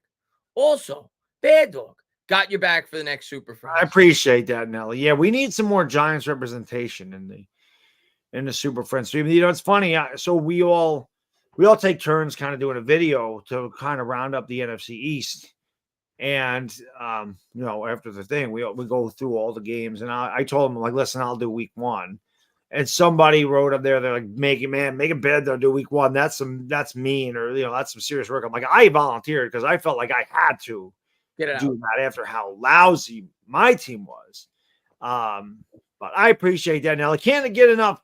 It's always Eagles fans. The Eagle fans, they kind of take it over in the chat. And I'm like, man, where are my Giants people? And then I saw them. But, I only get to look at the chat now and again. And it's usually Eagle and Cowboy fans going back and forth. And I'm sitting there with the Commanders fans just thinking to myself, God, when is it going to be our turn where we can go back and forth about winning the damn division?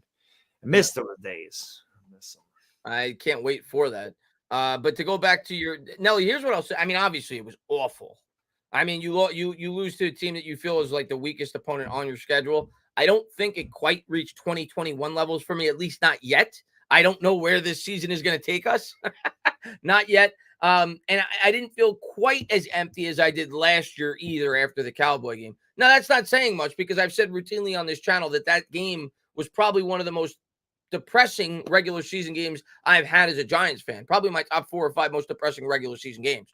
Coming off a playoff win, facing the Cowboys week 1, you going at least with some hope that you've started to close the gap from within the division. You pay Daniel Jones the money that you do. You have what you thought was a pretty strong draft. You bring in Darren Waller and you lose 40-0. So just because the expectations were significantly higher going into last year as opposed to this year because of what we did last year, I would say last year's opening game, I was even more depressed. But that's not saying much because that was probably one of the most depressing games I've ever endured as a Giants fan. But this one's certainly up there, Nelly. I'm not trying to discount it. It was awful.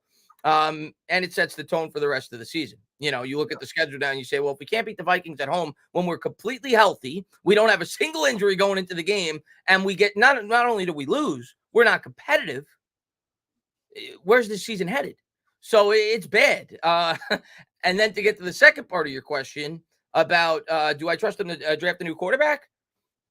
No, but I don't trust anybody at this point, whoever the Giants pick to draft a quarterback. And my thought process is at this point, I want them to get their opportunity to draft their quarterback. I don't make the decision. I don't know what John Mara is going to do. It's his decision of whether or not he's going to keep these guys or whether he's not. But we'll see. I mean, who knows? People have been talking about Bill Belichick now on Twitter. I've seen that. That's become a topic now. I doubt it, but you never know. But I think they will. At least Shane. You never know. Shane may have to fire Daboll to save his job if this gets as bad as it looks like it may. But I do think Shane will get to draft his quarterback next year. I really do. I see some people in the chat say, well, I'm glad you guys are there. Because again, when I look at the chat in the Super, there's a lot of people in there. There's 2,000, 2,500 people in those streams. So when I get a chance to look at the chat, like I said, I usually just see Eagle fans in the chat. So when I said where my Giants fans at, then I saw them all pop up there. But it's hard because there's a lot of Eagles and Cowboys fans. So Giants, and the chat rips in those streams because there's a lot of shit talk going on in the store. Not just to us, but the people in the chat go back and forth. So it's tough. Somebody also in the chat said Darren Waller had better music than Kadarius Toney. That's a fact. Darius Toney's music is my god horrible. Not that Darren Waller's is good, but the damn at least Darren Waller he got a stupid earworm. I even did a short on the damn Dale. It's horrible. But to go back to Nelly's question, I think they should be allowed to draft the quarterback. I do. I honestly I do. Expectations were higher, I think, last year. I still think that performance. I also think and this is the way that I just always think is I always think of what the potential consequences are if you fire the GM. If you fire Joe Schoen, first off, what's the alternative? We don't know who's the guys that are out there that are available. But suddenly, if you do that, the Giants' job is not super attractive. Suddenly, a potential incoming GM says to themselves, well, wait a second. You just hired Joe Schoen. He took over for Dave Gettleman, and he inherited arguably the worst cap situation in football when he first took the job, if not the worst, among the worst. Didn't have a whole lot of pieces to work with to start. Didn't have an opportunity to draft his quarterback because he'd never had a realistic opportunity. His first draft, Kenny Pickett was the first quarterback off the board, picking 25th, his second draft. You know, we know the story. Try to get a quarterback in his third draft, wasn't able to do it. And you're going to fire the guy without him getting to take a swing? That's the way I think. I think they have to give Joe Schoen his opportunity to draft this quarterback. Russell Reed says, DJ on the show, I'd recommend you guys get out a vision chart. A vision chart. I don't even, a lie detector. I don't know, but I think you can see. I just don't. He just don't know what the hell he's doing. Yeah. He can see, he can't read. That's his thing. He's illiterate. Yeah. And let's see. Coded says, Coded, where are you? He says, at this point, it might get better. Time for DJ to try a different sport. Kind of want to see him and his slow reflexes get into NASCAR. He's been into country music. I've seen that. Maybe he'll be a country singer. Maybe he can do a duet with a collab with Waller, and they can get something going there. And 2022 was like an erection that lasted more than 4 houses. Got to have fun in the moment, but cause more harm in the long run. I think he meant 4 hours. I don't think he meant 4 houses. Oh yeah, I just read it. Yeah, but you're Well, right. yeah, I'm guessing. Maybe that's a saying. I don't know. I mean, maybe I don't think I've ever had an erection that lasted more than 4 houses. But some people are packing heat, bad dog. I guess so. I guess so. I guess Shannon Sharpe is, from what we understand these days. Yeah, but 22 was fun, man. 22 was fun. 22 was a good year. I was just picturing an erection the length of 4 houses. 4 houses. That's a big bastard. Oh God, we have fun. Carter, what's going on, man? He says Mets were getting no hit into the ninth. Lindor hit a home run and made it 1-1. I didn't know the specifics. I didn't get a chance to watch the game. I knew that they won. That's awesome. Lindor's having an incredible year. Let's see. Pats get to 2-0. I don't know who the Pats playing this week. I don't even know. I don't know either. Let's take a look. Patriots. They had the stunner of the week this past week. We're beating the Seahawks. Is it in Seattle? It's in New England. I guess they got a chance. Then they got the Jets. I didn't think they had a chance against Cincinnati, so I got to give them a chance against Seattle at home. Jets didn't look very impressive. Yeah, game 1, but yeah, I mean, the thing as a Jets fan, what I take out of that game, my coworker's a Jet fan. I was talking today at work, and I said I would be okay with the offense because I think Rodgers showed that he still has it. He had a couple of really nice throws, good zip on his throws. He still has the pre-snap. He's able to draw the team off sides. That's always been his signature move. He hit the big 40-yard touchdown on that. The defense would concern me after that first game. Now, granted, it's the 49ers, but you let them run all over you. The backup running back run for like 175 yards. So that would be my big concern. Like that, you're supposed to have the best defense in the league or among one of the best. The Jets will jet. I have said it for many years. The Jets will jet. It is inevitable. Yeah. It is inevitable. The sun will rise and the Jets will jet. It's inevitable. The Jets will jet no matter what. Let's see. DJ and the Giants have to turn it around against Washington. I mean, no shit. Of course, you can't drop to 0-2. That's a death sentence. No, we're in a lot of trouble. Yeah, if we go to 0-2, a lot of trouble. Not even if we go to 1-1. Unless we win in a blowout fashion, we win some ugly game 13-10. I'm still not going to have any confidence. And BX says, would it help DJ if he wears visors in the helmet? I can't imagine his field vision would get worse. Maybe we should play blindfolded. That way he doesn't see anything, and he doesn't, he can. Maybe he needs glasses, like legitimately. Maybe he needs glasses. I don't know how you don't see a human being. I mean, I don't have great sight, but I mean, I can see a human. Jones's helmet is the problem. It's squeezing his head. Let's see. Jordan Mason looks like he's the real deal. Well, he carved up the Jets, man. He had like 160 yards or whatever he had. Miguel says, I heard a guy on a Facebook page saying if we were just talking nice about DJ, he would be a better quarterback. The Yankees won. There you go. A quarterback with confidence. Well, I completely disagree. I mean, I'm never going to be a guy that goes out of my way. I just don't boo players. I don't fault fans that do it. But listen, this is New York, man. It comes with the territory. He knew what he was getting into when he signed the contract that he did. I don't feel too bad for him. He got a lot of money. You're going to deal with that. You're going to deal with hecklers, right? Evan Ingram dealt with it routinely. All the time Evan Ingram dealt with it. I'm not saying he didn't deserve it. He had a lot of key drops. He handled it well. We didn't feel bad for him. Odell Beckham, and he brought some of that on himself going to the media. I get that. We didn't feel that bad for him. I don't feel bad for Daniel Jones. Got $160 million, bad dog. I just don't understand. Number one, Daniel Jones isn't reading Facebook posts. I'm pretty sure he's doing other things.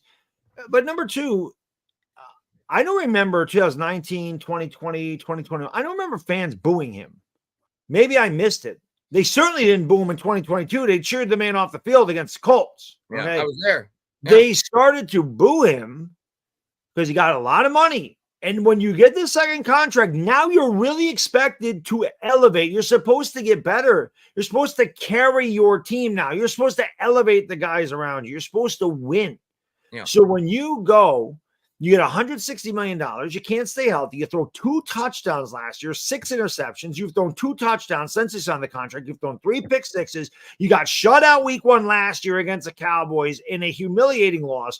You got no touchdowns in a game against Minnesota, who was about similar with you, but they looked like they were a heavyweight and you were welterweight. You do this in front of the legendary Giants fans on a 100-year anniversary, wearing them throwback jerseys, which weren't as bad as I thought they would be on the field. They still weren't great. I wouldn't go out and buy one. But he's going to get booed, okay? Remember, Philadelphia got booed off the field against Kansas City last year in the first half after they were in the Super Bowl the year before, okay? It goes to the territory. If you are a player, I don't care if you're the quarterback, if you're a professional football player and the fans affect your performance, you're in the wrong sport. That can't happen. You're not supposed to listen to fans. You need to take care of your business. They don't, like I said, they don't go there going, I can't wait to get on this guy. I hope this guy sucks so I can boo him. No, well, I shouldn't say no fans doing that. Most fans aren't doing that. Most fans go to the game going, I hope this guy's a great game. I'm going there to watch my team win. I want to cheer. Yeah. I don't think anybody goes there and goes, I really hope he sucks today because I really want to boo him. Yeah. Yeah. Listen, it comes with the territory, especially. Yeah, Arlo Williams says, is it me or does DJ look worse with time to throw? Well, yeah, because he just looks bad no matter what at this point. But yeah, because when he has time to throw, it's alarming because he has so much time to throw and he still makes the wrong reads and he still takes too long to get the ball out and he still doesn't lead his receiver and he still throws the ball in the dirt. So I mean, it's a disaster. And he still doesn't pick up the blitzer. And he still doesn't adjust to blocking for that. Well, then it says, what did each of you overlook in the assessment of DJ? For me, it was his ability to go through progressions. Yeah, that's probably mine too, if I'm being honest. I know Baddog said that. He used to bring that up a lot with the head. 2022, I got on board, man. I wanted to support the guy, and I thought he did a good enough job to remain on as a Giant.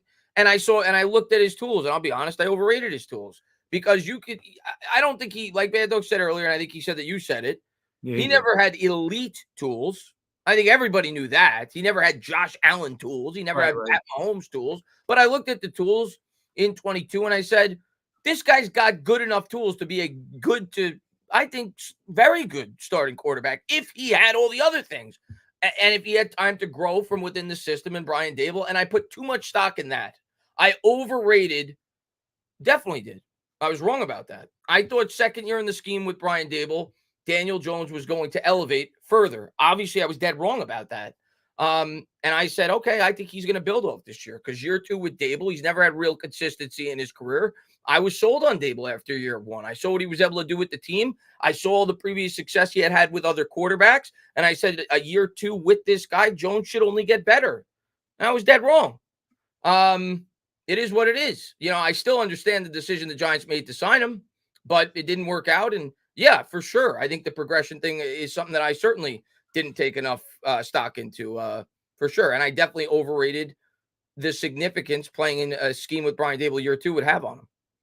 Yeah, I think I've always questioned his ability to go through progressions, but I thought that he figured it out. Like I thought that, honestly, I guess for me, I overlooked the fact that I thought he'd become a confident quarterback. He played with confidence in 2022. I always thought that was lacking because I say this all the time. It's not just football, it's anything in life. If you go into any situation, you're doing your job, you're going to the gym, you're playing football, you're playing basketball, you're taking a 3-pointer, whatever it is, you're at the free throw line, and you have doubt, you're never going to perform well. If you have confidence, you still may not succeed, but you have a better chance. Yeah. I felt like Daniel Jones gained a ton of confidence. Hey, he played the best. He only had 15 touchdowns throwing, but that's okay. It's 700 yards. He played within the system. He did what Daboll asked. He led the league in interception percentage. He didn't turn the ball over. He turned the ball over 3 times after game 1. He threw 3 picks. And he had crucial conversions throughout that year. They won games in the fourth quarter. Yeah. And he won a playoff game. People can say that Minnesota had a bad defense, whatever. Sure, okay, but Daniel Jones played great. I said the same thing as you. He's building off this. He's finally got a coach that understands what he needs. He's going to build off of it. He's in this system. He knows how it works. And right away, they come out against Dallas. And the first drive was looking really good until that false start. And then it all went right to shit. And it's been shit ever since. Yeah. Yeah. I think that was what I overrated more than anything is the impact Daboll would have on Jones year two in the offense. Yeah, I never thought he was going to elite status, but I thought he would get better. I thought he would grow. I thought Daboll's scheme kind of cured him of trying to think too much, or just get rid of the ball.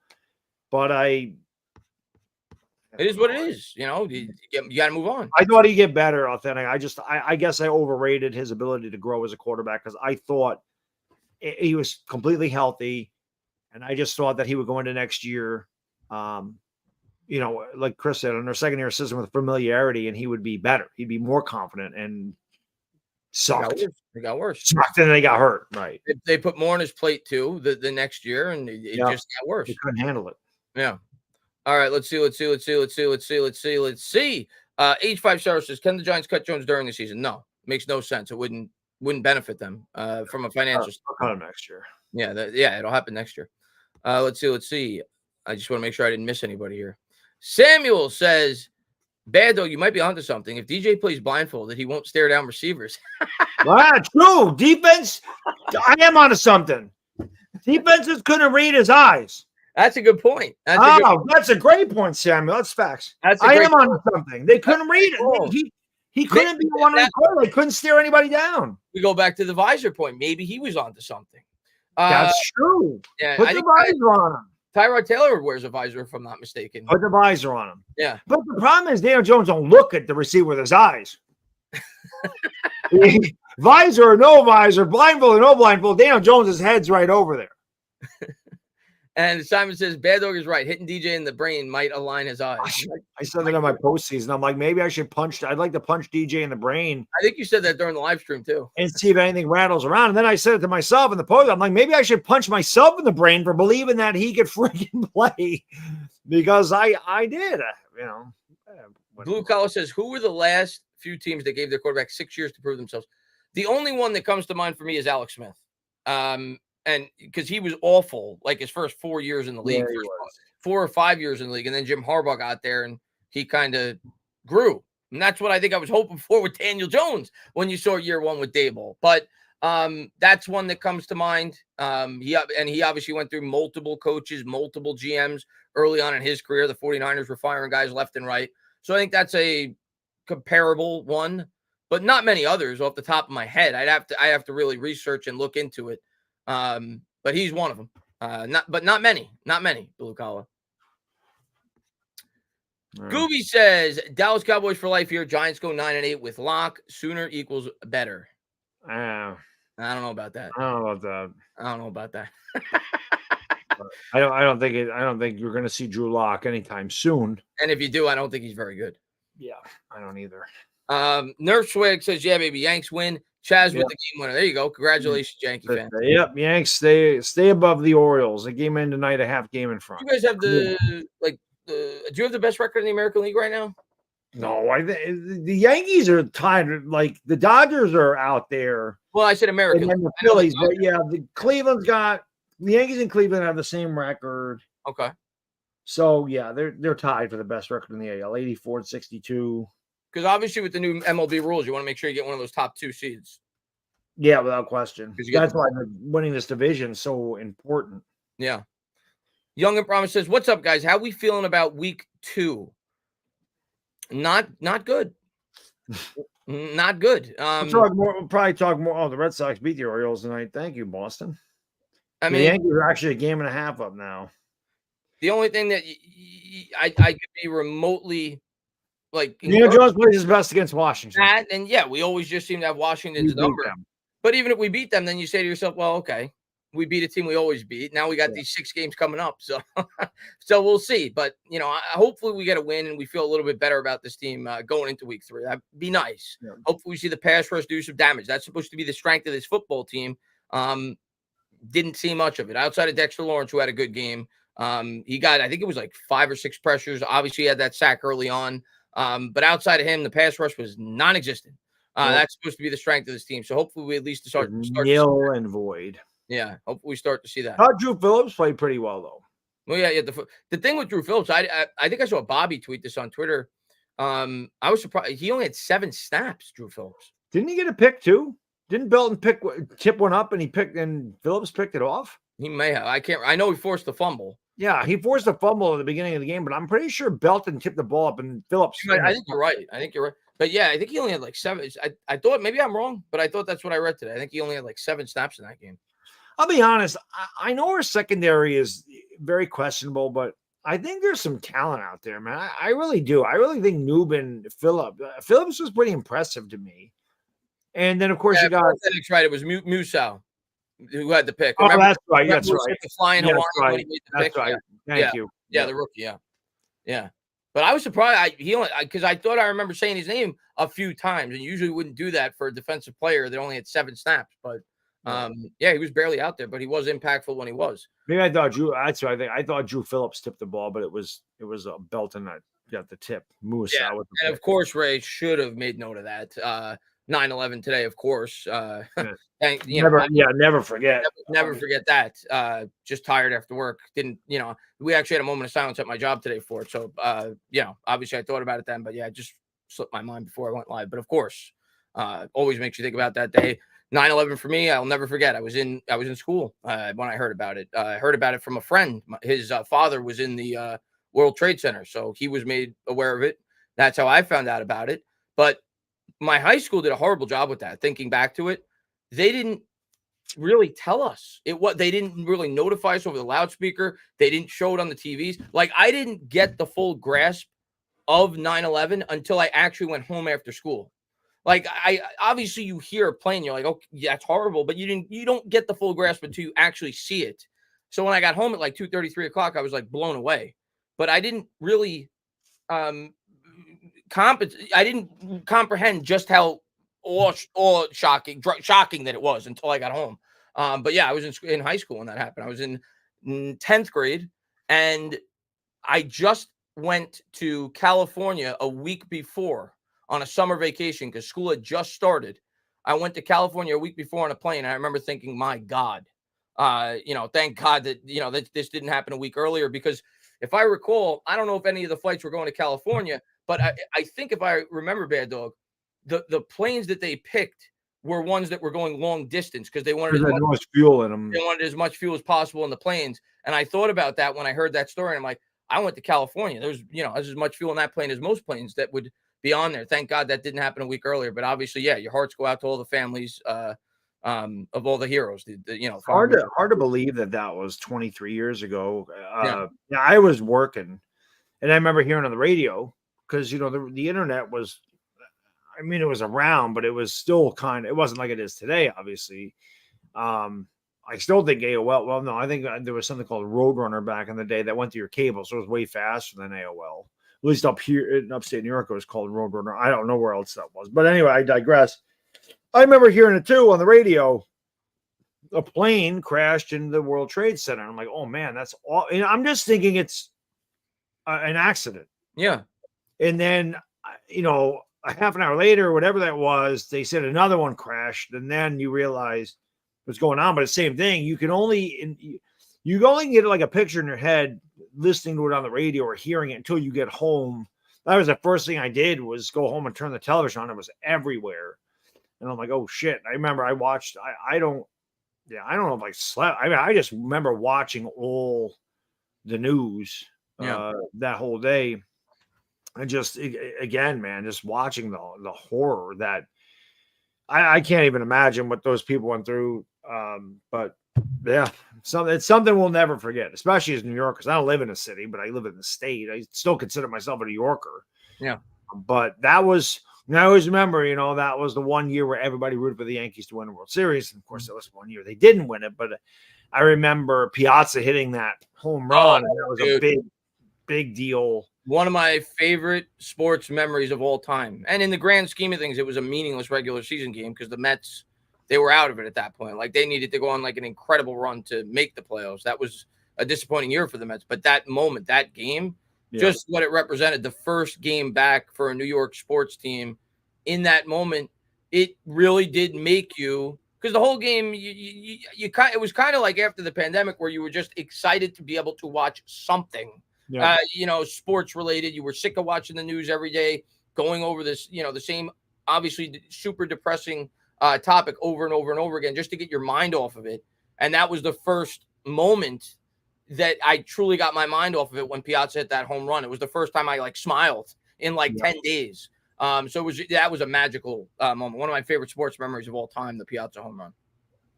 Yeah, it was incredible. Neil says Giants O-line 14 out of 32 in pass blocking. Wide receivers had the 4th highest separation in the league. If Daboll gets fired without drafting his quarterback, it'll be a disaster. As I said, I read that too, that they played well. Everybody just says, "Oh, the line gave up 5 sacks." I'm like, well, watch the game because at least 3 of them were on Daniel Jones. Yeah. You can't hang on to the ball as long as he does. It's just you can't hang on to the ball that long. Gotta get rid of it. You gotta make a decision, man. Make a decision. That was like Denzel Washington training day, man. Which one you want? You want your right nut or your left nut? Make a decision, man. Make a decision. Make a decision, Daniel. That's one of my all-time favorite movies. I love that movie. Training Day. Love it. So many great lines. So many great lines in that movie. Yep. You got a dick, don't you? Yep. To the right and left. To the right of that dick and left. Yeah. Pockets. In those pockets is a wallet. In that wallet is money. Pay the bill. Yeah. I love that movie. I love that one. Denzel Washington in that movie is great. Incredible. That movie and Man on Fire are my 2 favorite Denzel Washington roles. Yeah. But he's incredible in Training Day. I love that movie. I think my favorite part of that movie is when he's in the tub and they're going to shoot him. They're going to kill him because Alonzo pays them. Right. Kill him. And at the beginning of the movie, he saves a girl from getting raped. Denzel Washington. That's when he goes, "Make a decision, man. That's your MO, man. Raping a young girl." And he does that. But you don't think anything of it. You're just like, "Oh, what a good job." He saw the thing happening, even though he was high and messed up and drunk. He still saw it happening and he stopped it. And then when the guy picks his wallet out and says, "Oh, you're going to trip, man. Is this your cousin?" Yeah. And it's like, because he went out of his way to do something that Denzel Washington couldn't care less about, it saved him. Yeah. And then it all comes together that Ethan Hawke understands exactly what the hell he was there for. He was there to take the fall. And that's a great movie. That twist, I'm like, that was awesome. Because you don't see it coming, you know what I mean? You're like, how that, you feel like he's not going to die. But you're like, how the hell is he getting out of the situation? Because he's Denzel. You're not accustomed to seeing Denzel. No, Ethan Hawke. I'm like, Ethan Hawke. He's one of the main characters. Like, he can't die, can he? Yeah. And you're like, so how the hell does he get out of this? Yeah. That was awesome. It's a good movie. Denzel plays such a great villain. He was a great villain in American Gangster. And of course, the King Kong ain't got shit on me. Oh, ultimate line. Love that movie. Yeah. I didn't see Fences. I see people. I know that was one of his more recent movies. I didn't get a chance to see Fences. I know it got a lot of people said it was good. Yeah. Let's see. Another good acting job by Denzel fairly recently, I thought, was Flight. I thought he was great in Flight also. Let's see. I can't tell you the last time the newest movie I saw was the Super Mario Brother movie. I only did that because I took my son to see it on his birthday. And yeah. It was good. I saw it. Yeah, it was a good movie. I was impressed. I'm like, for me, it was nostalgia. I'm like, I remember all these guys. Plus, my kid likes that I can, he likes that I can bounce my chest around like Donkey Kong does because he thinks Donkey Kong's strong. I'm like, your dad can do that too. So. And Numbskull says Daniel Jones about to leave the season like Samuel L. Jackson in the Shark movie. Oh, I know the movie you're talking about. You're talking about the Shark movie with LL Cool J.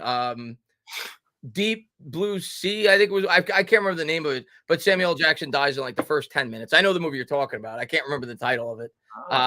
But yeah, it wasn't very good. But I remember seeing it. John Q was great. Another great actor. I mean, I could talk about Denzel for days. Yeah.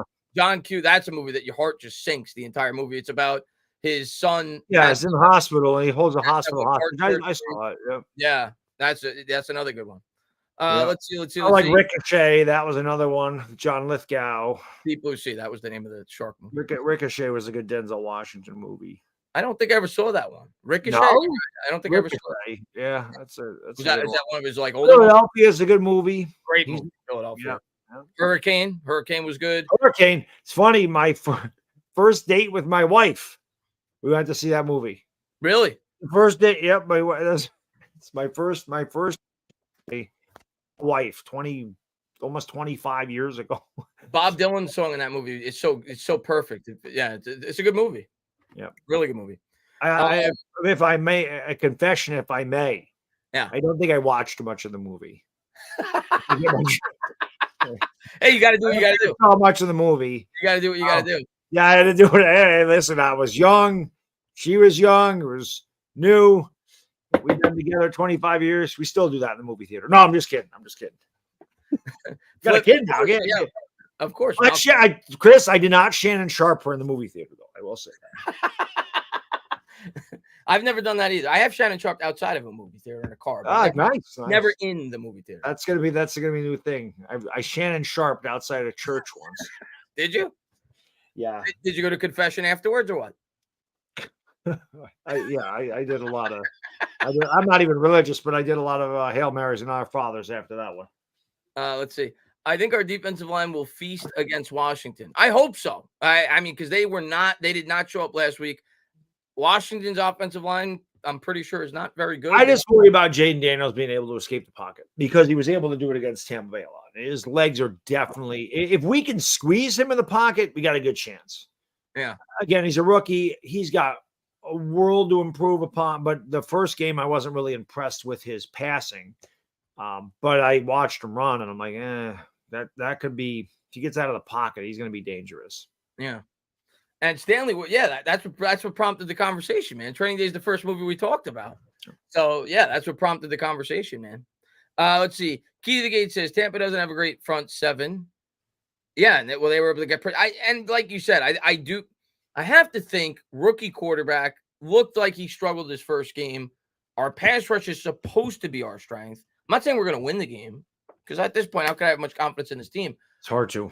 I do think we're going to be able to create some confusion and some turnover opportunities against Jaden Daniels. I think we can.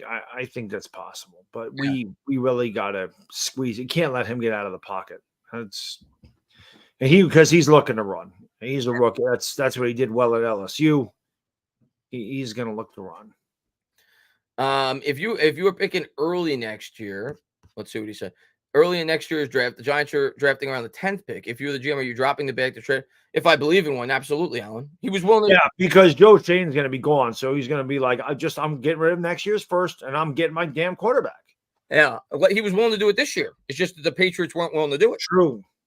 So yeah, I think he would do it if he believed in a quarterback and he thought one was worth trading up for. Obviously he comes from Buffalo, right? They showed that they did whatever they had to do to go up and get the guy they believe in. True. So he was a part of that. So absolutely. Somebody asked top 5 actors while we're on the topic. Top 5 actors. I mean, that's so subjective. I'll go with some of the most popular names that people are going to throw out there. Obviously, Leonardo DiCaprio, Tom Hanks. Tom Hanks, yeah. Denzel's got to be there. Denzel, Robert De Niro. Yeah. Yeah, I mean, De Niro's like 70s and 80s movies. He's incredible. So yeah, he is. So many. I mean, those. I always thought Kurt Russell was a really good actor. Very good actor. Big fan of Kurt Russell. I actually like. You know who I like a lot? I like Samuel L. Jackson a lot. When he plays in the right movies, like in the Quentin Tarantino movies, he's incredible. He was incredible in Django Unchained. He was incredible in Pulp Fiction. He was incredible in the right roles. I think he's a great actor. There was Eddie Murphy was a big one in the 80s. Eddie Murphy's phenomenal. Dan Aykroyd was a big one in the 80s. He's in Ghostbusters, in Trading Places. Bill Murray is Daniel Day-Lewis. Ray said, of course, Daniel Day-Lewis is great, but the problem. Yeah, I don't feel like the greatest actors, but those are probably some of my favorites, without question. I was always a big. Before Eddie Murphy got caught screwing men and paying for it, I liked him. Then I don't like him. All his movies after that sucked, in my opinion. But yeah, I don't know. So many great actors. 48 Hours is one of my favorite movies. I freaking love it. Epic. More good quotes in that one. It's just those two guys work so well together in that movie, Nick Nolte and Eddie Murphy. Man, I can't stop laughing. Yeah, I laugh. You couldn't get away with some of the things they say now. See No Evil, Hear No Evil is one of my favorite movies, and I think we've talked about that before. We have. Yeah. That's such a great. Richard Pryor's another one. I love. Yes, because one day I'm watching this. Yeah. Right. I remember when I used to watch this TV down here. It was years ago, and me and my wife were just sitting down here. It's before little Baddog was born. And I just had the movie, and I'm like, oh, I haven't seen this movie in a long time. Right? Yeah. It had been a long time. And it was when they were escaping the jail. And she's like, there's no way they're doing this. And she could not stop laughing at the movie. She just couldn't stop laughing at everything they did. And so it prompted me to actually, I bought the DVD. I'm like, I'll buy the DVD because it's before streaming. I mean, it was a long time ago. It's had to be 10, 15 years ago. Yeah. So yeah, Trading Places, another great. That's an Eddie Murphy. I love Trading Places. Yeah, him and Aykroyd are great with each other. Jamie Lee Curtis. So you got big names in that, and a great villain. Oh God, what the hell is his name? The guy that played Clarence Beeks. The hell is his name? He passed away.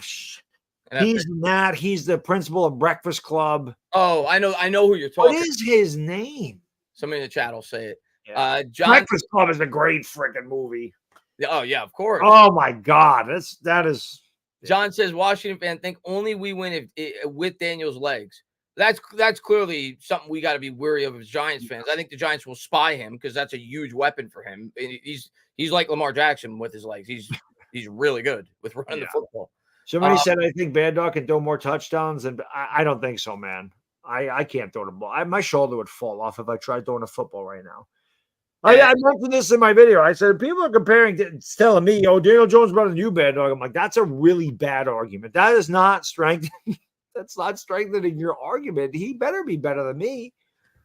Of course. That's not a good argument. No, he's better than you.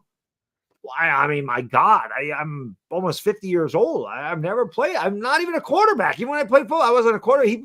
I hope he's better than me, but what the hell does that prove? He's better than some old guy on YouTube. He's better than some old head on YouTube. Big Moose says, what do we do if DJ gets picked 2 times in the first half? Break our televisions? Not much more we could do. I just start drinking from the bottle. Ray Liotta, yeah, of course. Goodfellas, love him. John Candy, epic. Candy, Bill Murray. Murray. I mentioned Bill Murray. Oh, you did, yeah. Stripes, Ghostbusters. Chevy Chase, another great. Chevy Chase is a good one. A lot of those guys from the original Saturday Night Live are really good. Yeah, for sure. Trevor says, so just so we're on the same page, Micah Parsons will go down better than Lawrence Taylor, right, guys? Trevor, get off the weed.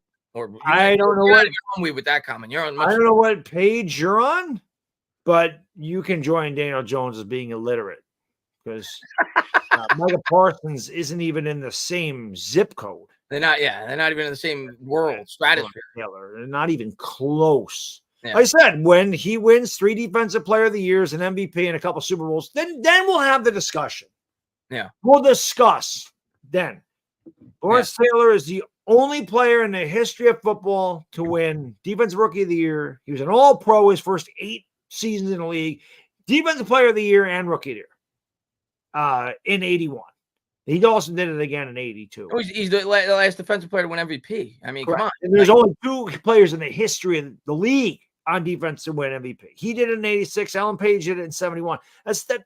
They don't just pick defensive guys and go, yeah, give the guy the MVP. Yeah. Come on. Stop. Micah Parsons, man, like right now, I'm trying to think of like a decent linebacker. Like, well, he's great. I'm not going to discount him, but he's not on the level near a Lawrence Taylor. I'm trying to think of like where he's. Where is he now? I remember hearing, J.J. Watt's going to be on Lawrence. Nope, never happened. It's so hard to project. I mean, like I would say like a guy even like Sean Merriman was like on this level at this point in his career and he completely fell off. Right. So it's so hard to project like where he's going to end up because he's only been in the league for 3 years or so, right? So he'll never be Lawrence Taylor. No, he's never going to be Lawrence Taylor. Never be Lawrence Taylor. Let's see. So we're on the right page. Daniel Jones will go down as better as Lawrence Taylor. 100%, Sebastian. Not at football, but maybe it's something else. Maybe getting a bigger contract. Yeah. Some people would say LT was more of a DN than a linebacker. But whatever he was, he's whatever you want to call. In today's game, yes, but he was a linebacker. And I see Neil saying, can't wait till the Knicks get me excited about sports. Well, the Yankees will be in the playoffs. Hopefully the Mets will be in the playoffs too. We'll be in the playoffs. We ain't going anywhere. Yeah. I don't like our fielding. I don't like our fundamentals. I certainly don't like the back end of our bullpen. The back end of our bullpen sucks. Mark Leiter, what a great move by Brian Cashman. That guy gives up a run every time he's in there. Yes.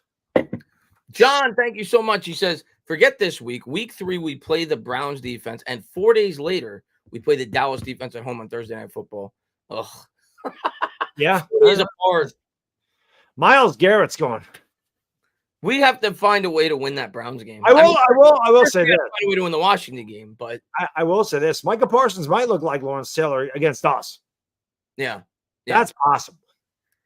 I think I agree with this. Different types of player, Ray, but in terms of dominance, in my lifetime, I would say, because I mean, LT was technically in my lifetime, but I didn't see him in his prime. I would say Ray Lewis was the most dominant defensive player in my lifetime. No, he's not on LT's level, but he was incredible, Ray Lewis. He was incredible. I mean, if I'm talking just defensive player, Reggie White's probably the closest to. Well, yeah. Lawrence Taylor for me, but they were different positions. But Ray Lewis was a middle linebacker. LT was an outside. Yeah, linebacker. different player, different type of player. But yeah, it's years ago when the USFL was breaking up, whatever. Reggie White was almost a giant. Can you imagine Reggie White on that defense at that time? Insane. We might have won a Super Bowl every year on defensive line. Can you imagine Reggie White on one side, Lawrence Taylor on another? Quarterbacks would be like, I'm not playing. They would come up with some phantom injury. Like Brady was always on, like 100 weeks in a row. Brady had that shoulder. He was always on the injury report, but he played every week. Yeah. Yo, I got it. Why am I forgetting his name? The guy, the linebacker on the 49ers. He's like the best linebacker in football. Why am I forgetting his name off the top of my head? He's playing on the 49ers right now. Every time I watch him play. Not Fred Warner, is it? Fred Warner. Yeah. Every time I watch that dude play, that guy is incredible. I watched the Jet 49er game. That guy, he's insane, dude. Like that guy. And it's every time I see him. Every time I watch a 49er game, he just pops. And it's rare that you see like a middle linebacker pop the way that he does. Yeah. He just has such a great instincts, in terms of where the guy's going. He's incredible. Talking about Micah Parsons, you think Micah Parsons is even to TJ Watt's level? Not yet. Right. So let's get there. Let's get there first before we. Yeah, not yet. Trevor says, need your expert analysis on the Cowboys versus Saints game. Also tell Chris to hold on to hope for Daniel Jones. I ain't holding on. Trevor, the hope is gone. The hope is gone, Trevor. I appreciate it. Cowboys versus Saints, Baddog, go ahead. You guys should kick their ass. Yeah. Sure. It's a good. They played the Panthers. If there's if there's one team in the league that's probably worse than us, it's them. And they're bad. Yeah. The only saving grace if we win that game and we end up with a second pick and they're number one, the Saints always do us a favor if they're picking one and we're picking two, because you just go back to 19. It all ties back to LT. They took George Rogers and left Lawrence Taylor for us. So I always have a soft spot in my heart for the Saints. Not to mention New Orleans is one of my favorite cities. I absolutely love New Orleans. But you guys should beat the Saints. Your defense is so good.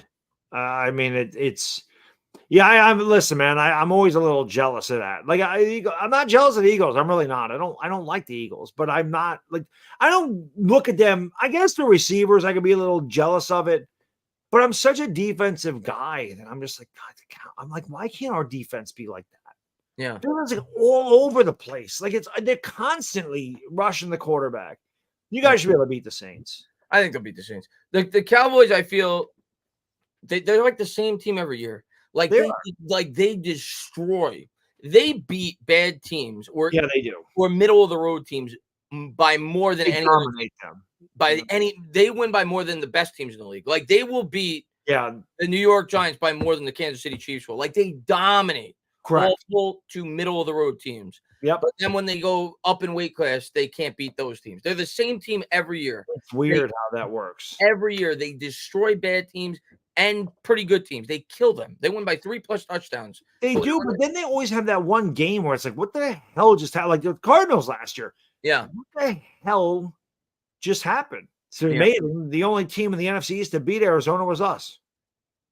It's weird how football works. That's wild. Matthew McConaughey. We're still on the actor talk. Love Matthew McConaughey. He's great. I think my favorite Matt McConaughey movie is A Time to Kill. Samuel L. Jackson's in that. Oh, great movie. Great movie. So good. He was like up and coming. He wasn't really well known. Yeah. It was like mid to late 90s, right? It was 96, I think. Yeah. Yeah, it was good. Mrs. Baddog's a big fan of Matt McConaughey. I don't know so much of it's for his acting skills, but she is a big fan of Matt because when he was at the Texas Michigan game, she's like, "Oh, Matt McConaughey is there," and then she didn't at the Texas games. Yeah, so this is my wife. This tells you how much she cares about football. He says both sides are looking good. She goes, "What is he talking about?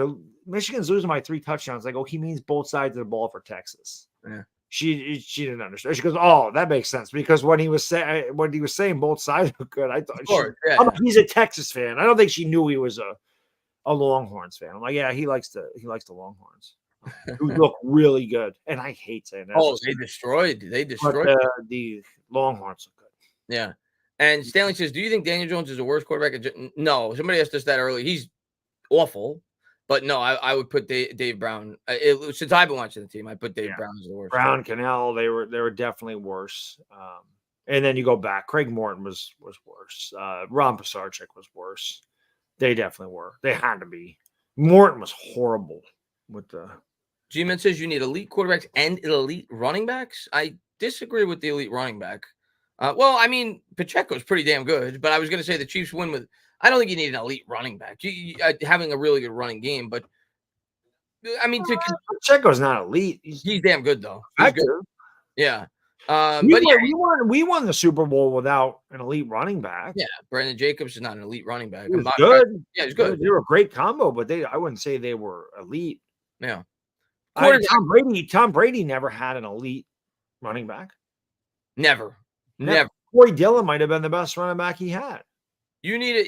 And I don't even know if you necessarily need an elite quarterback. You need a very good quarterback. Obviously, if you have an elite quarterback, it makes it even easier. It's the most important position. But yes, to consistently compete to win Super Bowls, you need a very good quarterback. Obviously, like you said, a defense is a given. And an offensive line. Don't forget about that. Because there's many elite running backs that didn't win. Barry Sanders never won.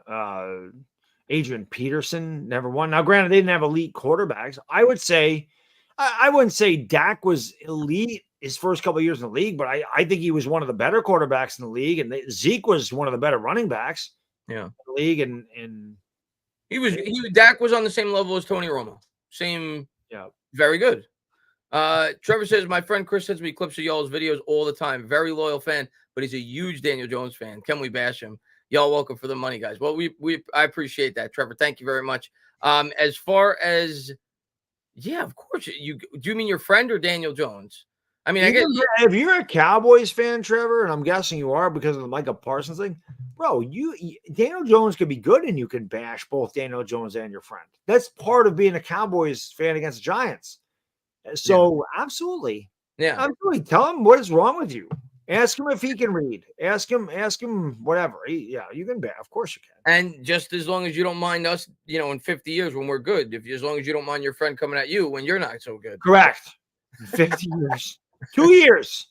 2 years. I told you it's cyclical. 2027. I hope so, man. 2028. Sorry, 2028. My kid will be 11. It'll be 17 years before, in between Super Bowls, right? Mm-hmm. I was 11 when they won the first time. I'm telling you, this is cyclical. I'm telling you, 2027, we're going to get our quarterback. 83 was a bad year. They started Scott Brunner, and Phil Simms was already there, but they went back to Simms. So this is maybe like 1983, because in 81, the Giants made the postseason, won a playoff game. Then they were not good in 82 in the strike short season. They were terrible in 83, changed quarterbacks, and then they started making the playoffs. We're bad this year. We have a Scott Brunner type year at Daniel Jones, and we win 3-4 games, and we get Cameron Ward. I'm just going to keep pounding the table for Cameron Ward. But I don't care if it's Ward, Beck, viewers. We get a new quarterback, and then all of a sudden, here we go. Hopefully. 2 years. 3 years. That'll bring some hope. Stanley says, rest in peace to James Earl Jones. Yeah, of course, man. One of the all-time greats, man. The voice of Darth Vader. I mean, come on, epic. So yeah, of course, I would say I think he was 93. But yeah, of course, Denzel Jones. I always remember him as what the hell was his name? he was in Sandlot, of course. You No, Coming to America. What the hell? Coming to America. Of course, Darth Vader. Like I said, he was the voice of Darth Vader. He's in a lot of movies though in the 80s, but epic. Let's see. What if DJ gets hurt this season? How screwed are we? No better or worse than we are now. Not really. I mean, my God, he was awful. Come on, everyone, calm down. We destroy Washington, and Deshaun Watson is cooked. I see 2-1 coming. Brandon, I'm not worried about Deshaun Watson. I'm worried about Myles Garrett. I pray that you're right, man. I pray that you're right, dude. That'd be amazing. I just going to Cleveland. Oh, Mufasa, of course. Yeah, James Earl Jones was Mufasa in The Lion King too. Yeah, he had some great. He had a great voice for that. That type of thing. That's right, King Joffrey Jofur. And Seagoat says with the number one O-line, and 3 more number one wide receivers, DJ could be top. Yeah, okay. Been here before, during, and after Jones. Chris Baddog, I'm curious what you do to fix this because Shane can't fix shit. I mean, listen, at the end of the day, we're just throwing out opinions just like you. But what would I mean, quarterback. Start with the quarterback. That's the easiest answer in the world. Yeah. And continue to build the line. That's really where I am. I think the encouraging thing is that the Giants at least have made efforts, and we'll see if those efforts pay off, to build what we think is going to be a much better situation for the next quarterback to step into than the situation that Daniel Jones stepped into. You look at Malik Neighbors, of course. I mean, he's super talented. You look at Wan'Dale Robinson, Andrew Thomas, you figure is going to be dominant now for the next 5, 6, 7 years. You hope some of these other linemen, like a JMS, continues to mature, and John Runyon's young, and Illuminor's, he's not that young, but they have the makings of at least a pretty good supporting cast for a young quarterback to step into. But you start with the quarterback at this point. I think we've done enough to give the future quarterback enough of a cast for him not to get slaughtered day one. There's adequate weapons on this team now. You hope that the offensive line takes more strides throughout the course of the year. But yeah, you start with the quarterback. And then, of course, on the defense, secondary, I think right now is a major concern long term. I mean, we'll see how these young guys develop. They got a lot of youth back there with Deontay Banks, Cordell Flott, former 3rd-round pick. We'll see how he develops. Drew Phillips looked promising in the limited time that he had week 1. But the secondary, I think you got to attack that for sure next year. And you can never have enough pass rushers. Never. And offensive line, they need to continue to do that, right? A lot of these guys are stopgap guys. Illuminor's probably not going to be a guy that's here for 5 or 6 years. So you got to continue. So every position, but it starts with the quarterback. It starts with the quarterback. It starts there. Yeah, it starts with the quarterback. Let's see. Share, what's going on, man? With all joking aside, I could see Mara passing on a 25 quarterback for Arch in 26. We all know that he has the final say so on the quarterback. So there's no guarantee we get Arch. Share, the only way I could see that happening, and I won't rule it out, but the only way I could see that happening is the Giants have to be in a position where they can't get a quarterback that they like next year. So this team would have to not bomb as bad as at least at least what we think they're going to do based off of week 1. Now that may change. I never thought that the Giants were going to win the games that they did late in the season last year when DeVito was the quarterback. They won 3 in a row. I didn't see that coming. So that may change, but the way I feel now, just based off of week 1, I'm like, there's going to be a top 5 pick. And if they have a top 5 pick, I think they're going to go quarterback. Yeah, Schoen and Daboll can't wait another year. Yeah. So also, do we even know Arch is going to be any good? Can we watch him play? Yeah. Can we at least see him play? I mean, he's got the lineage. Yeah, there's no doubt, but can we see him for 1 season in Texas? Yeah. He's going to be a junior next year, isn't he? You don't see the field yet. Yeah. So I don't. There's no guarantee because what if you pass on the quarterback this year, and next year you're picking 9th? Arch Manning's probably going to go first. How are you getting up there? Yeah, and the other thing I'll say to that theory share is, and I respect it, and I've seen a lot of Giants. Everybody says Arch. I mean, Yeah, I've seen a lot of Giants fans float that idea out naturally. Arch Manning, right? Eli Manning. I get it. But in fairness, share the Giants. If you watched Hard Knocks, it was pretty obvious they were trying to get a quarterback this draft. Mm-hmm. They were trying to give up future draft capital to move up and get a quarterback in this draft. If New England was willing to trade back, obviously New England wasn't willing to do so. So to me, that signifies they ain't going to wait till 2026. If they love a quarterback in 2025, they're going to go and get him. But it's the age-old question: is there going to be a quarterback they could get that they love? And that's all going to depend on draft position and how this quarterback draft class plays out throughout the remainder of the year. And Russell says, seeing Micah Parsons maybe on the late junior sales level, RIP. I mean, one of the all-time great players. Yes. Nobody comes close to, again, different types of players, but he was more of an inside linebacker, but incredible player. Nobody comes close to LT. Dude played one of the best games with one arm. LT's the GOAT. Oh, LT's the GOAT. He played against the Saints. The Saints, it always goes back to the Saints and Lawrence Taylor. Yeah, he played with a torn pec, and he had like 2.5 or 3 sacks, a couple of forced fumbles. It was insane. Dude, that guy, people that actually compare Micah Parsons, Lawrence Taylor, never saw Lawrence Taylor play. I say that all the time. You never actually saw what he did. That's just one of the games. Go back and look at the Thanksgiving game from 1982 where he didn't play the first half of football. Yeah. And then in the second half, he was responsible for all the Giants' points. All 13 points he was responsible for. He forced a fumble. Yeah, I think he forced 2 fumbles. He might have forced 2 fumbles, or he forced a fumble, recovered a fumble. The Giants got 2 field goals in that because they took over deep in Detroit territory. And the Giants' offense is terrible because that was, it might have been Bruner that year because Sims was hurt. And might not have been Bruner. And then Detroit was getting ready to win the game. And LT said nope. And he had a pick 6, 97 yards. He scored a touchdown. And the Giants won 13-6. That he did that a lot. The only away game that I ever went to in RFK 1986, he had 3 sacks in the first half. The Giants picked Schrader off 6 times. LT was, the guy. He's a generation. That's generation. Beyond words, how good that guy was. Yeah, that's generational. You hear that term thrown around? That's lifetime. Lifetime. Like, that's a once in a lifetime guy. Yeah. Let's see. Somebody. I wish he could play now. Did you see what he said to Carl Banks? No. What did he say? Oh, you didn't. So Carl Banks on his Believe show said, he was going to tell you something, guys. Lawrence Taylor came up to me at halftime, and Lawrence Taylor does not watch Giants games. He doesn't watch the games. Mm-hmm. Carl Banks said he came up to me and he said, I could take 22 of our guys right now and kick these guys' ass. He said, I can take 22 of our players. And Carl Banks said the youngest guy in that locker room was probably 50.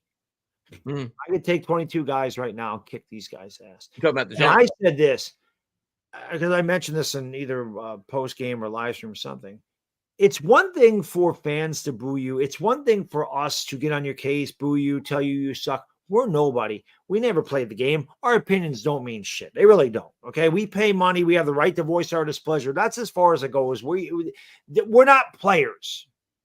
When it comes from not just a former NFL player, but the greatest player in the history of your franchise, the greatest defensive player in the history of the league, when he says something like that, that shit should resound in your locker room. That, wow, the greatest defensive player ever, the greatest player in the history of this 100-year franchise thinks that badly about our team that he's saying he could take the guys that are 50 and 60 years old and do better than we can.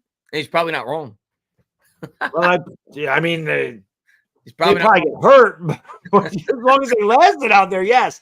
But that tells you. Yeah. To me, this again, that type of thing needs to resonate with these players. That hey, if this guy thinks he has that little of opinion, like his opinion, he's got. It means our team is that little to him that the guys in the 100-year anniversary could do better. Yeah. Yeah. That's not good optics if you're a player. The same thing, you got Eli Manning there, Chris. We saw Eli and Phil Simms at the beginning of the game, and you're Daniel Jones, and you come out and play like that. You have 3 Super Bowl MVPs sitting there at that position, and you come out and have a stinker like that in front of those guys. Shouldn't you feel some kind of shame? They all should be ashamed. All of them. I mean, it's not because, again, not fans, whatever, but like, you're the greatest players in this franchise's history out there watching you, and you do that in front of them. Embarrassing. So it got to be embarrassing. And Tiana, yes, I actually, I'm not going to do them every game like I did during the pandemic. But yes, I do plan on calling some Knicks games this year. I'm super excited for the Knicks this year. So yes, I will definitely do some for sure. At least 1 or 2 a week. Yes, I will be doing some Knicks games. I got to get my minds off the Giants the way this is going. Yeah. So, basketball starts October 4th. At least it does for the Lakers. That's preseason, right? Yeah, it don't matter. Regular season is late October, right?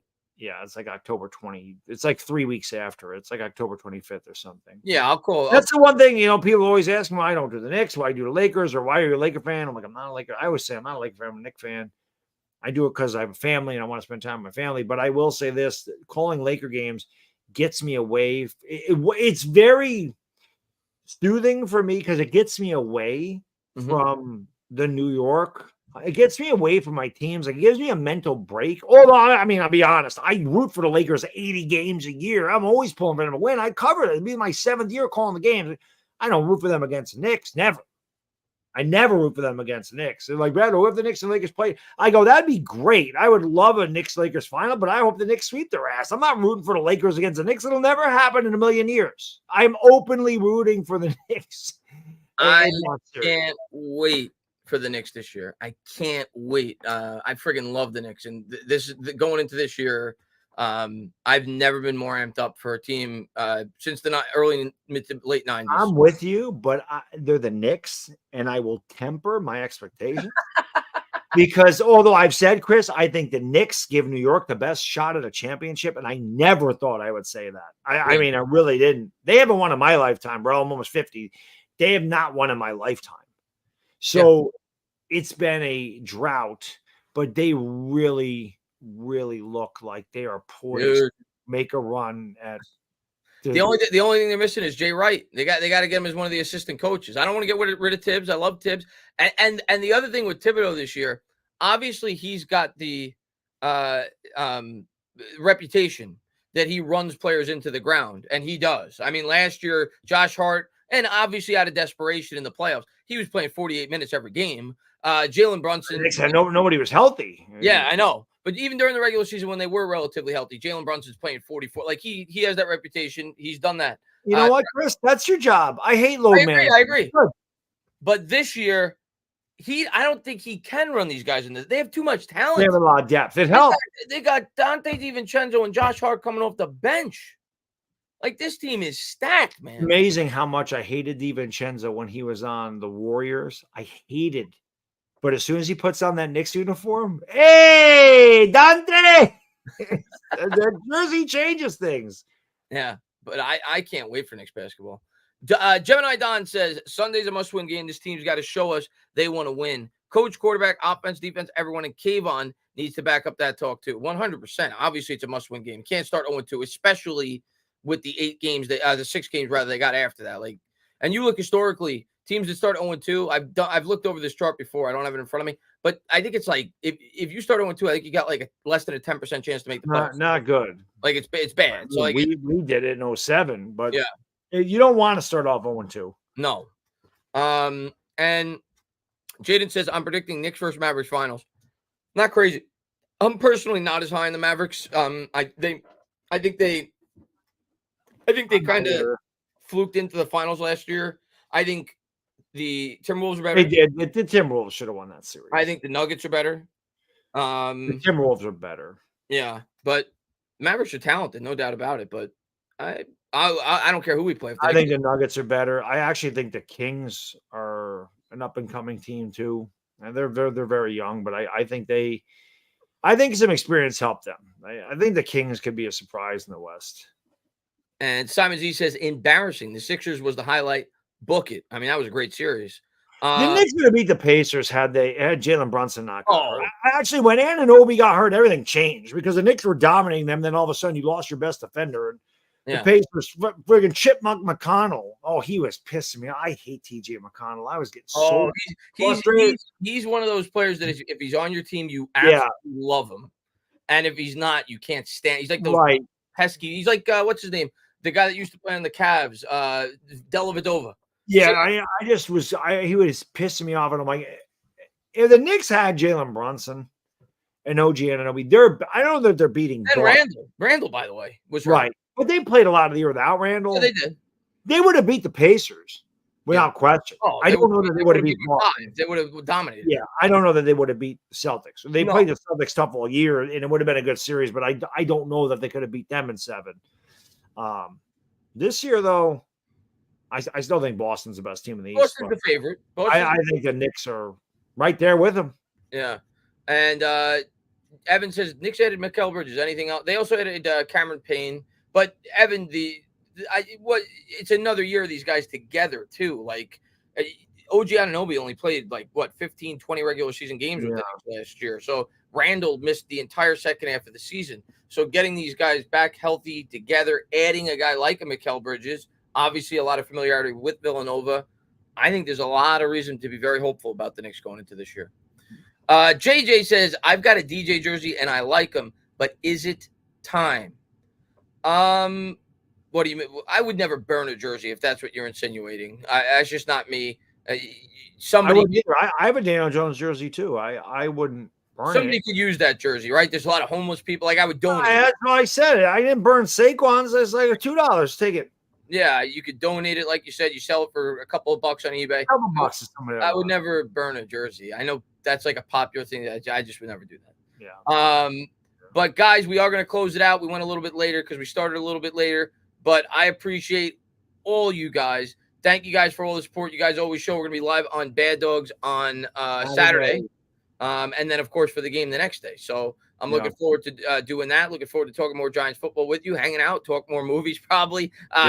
Obviously, talk Knicks basketball, baseball, be closer to playoffs by then. So obviously, we're always focused on the Giants. But appreciate all you guys. You guys are the best. Hope you guys have a great rest of your day, and we'll see you in 3 days. And Jay says, I meant bench him, not burn it.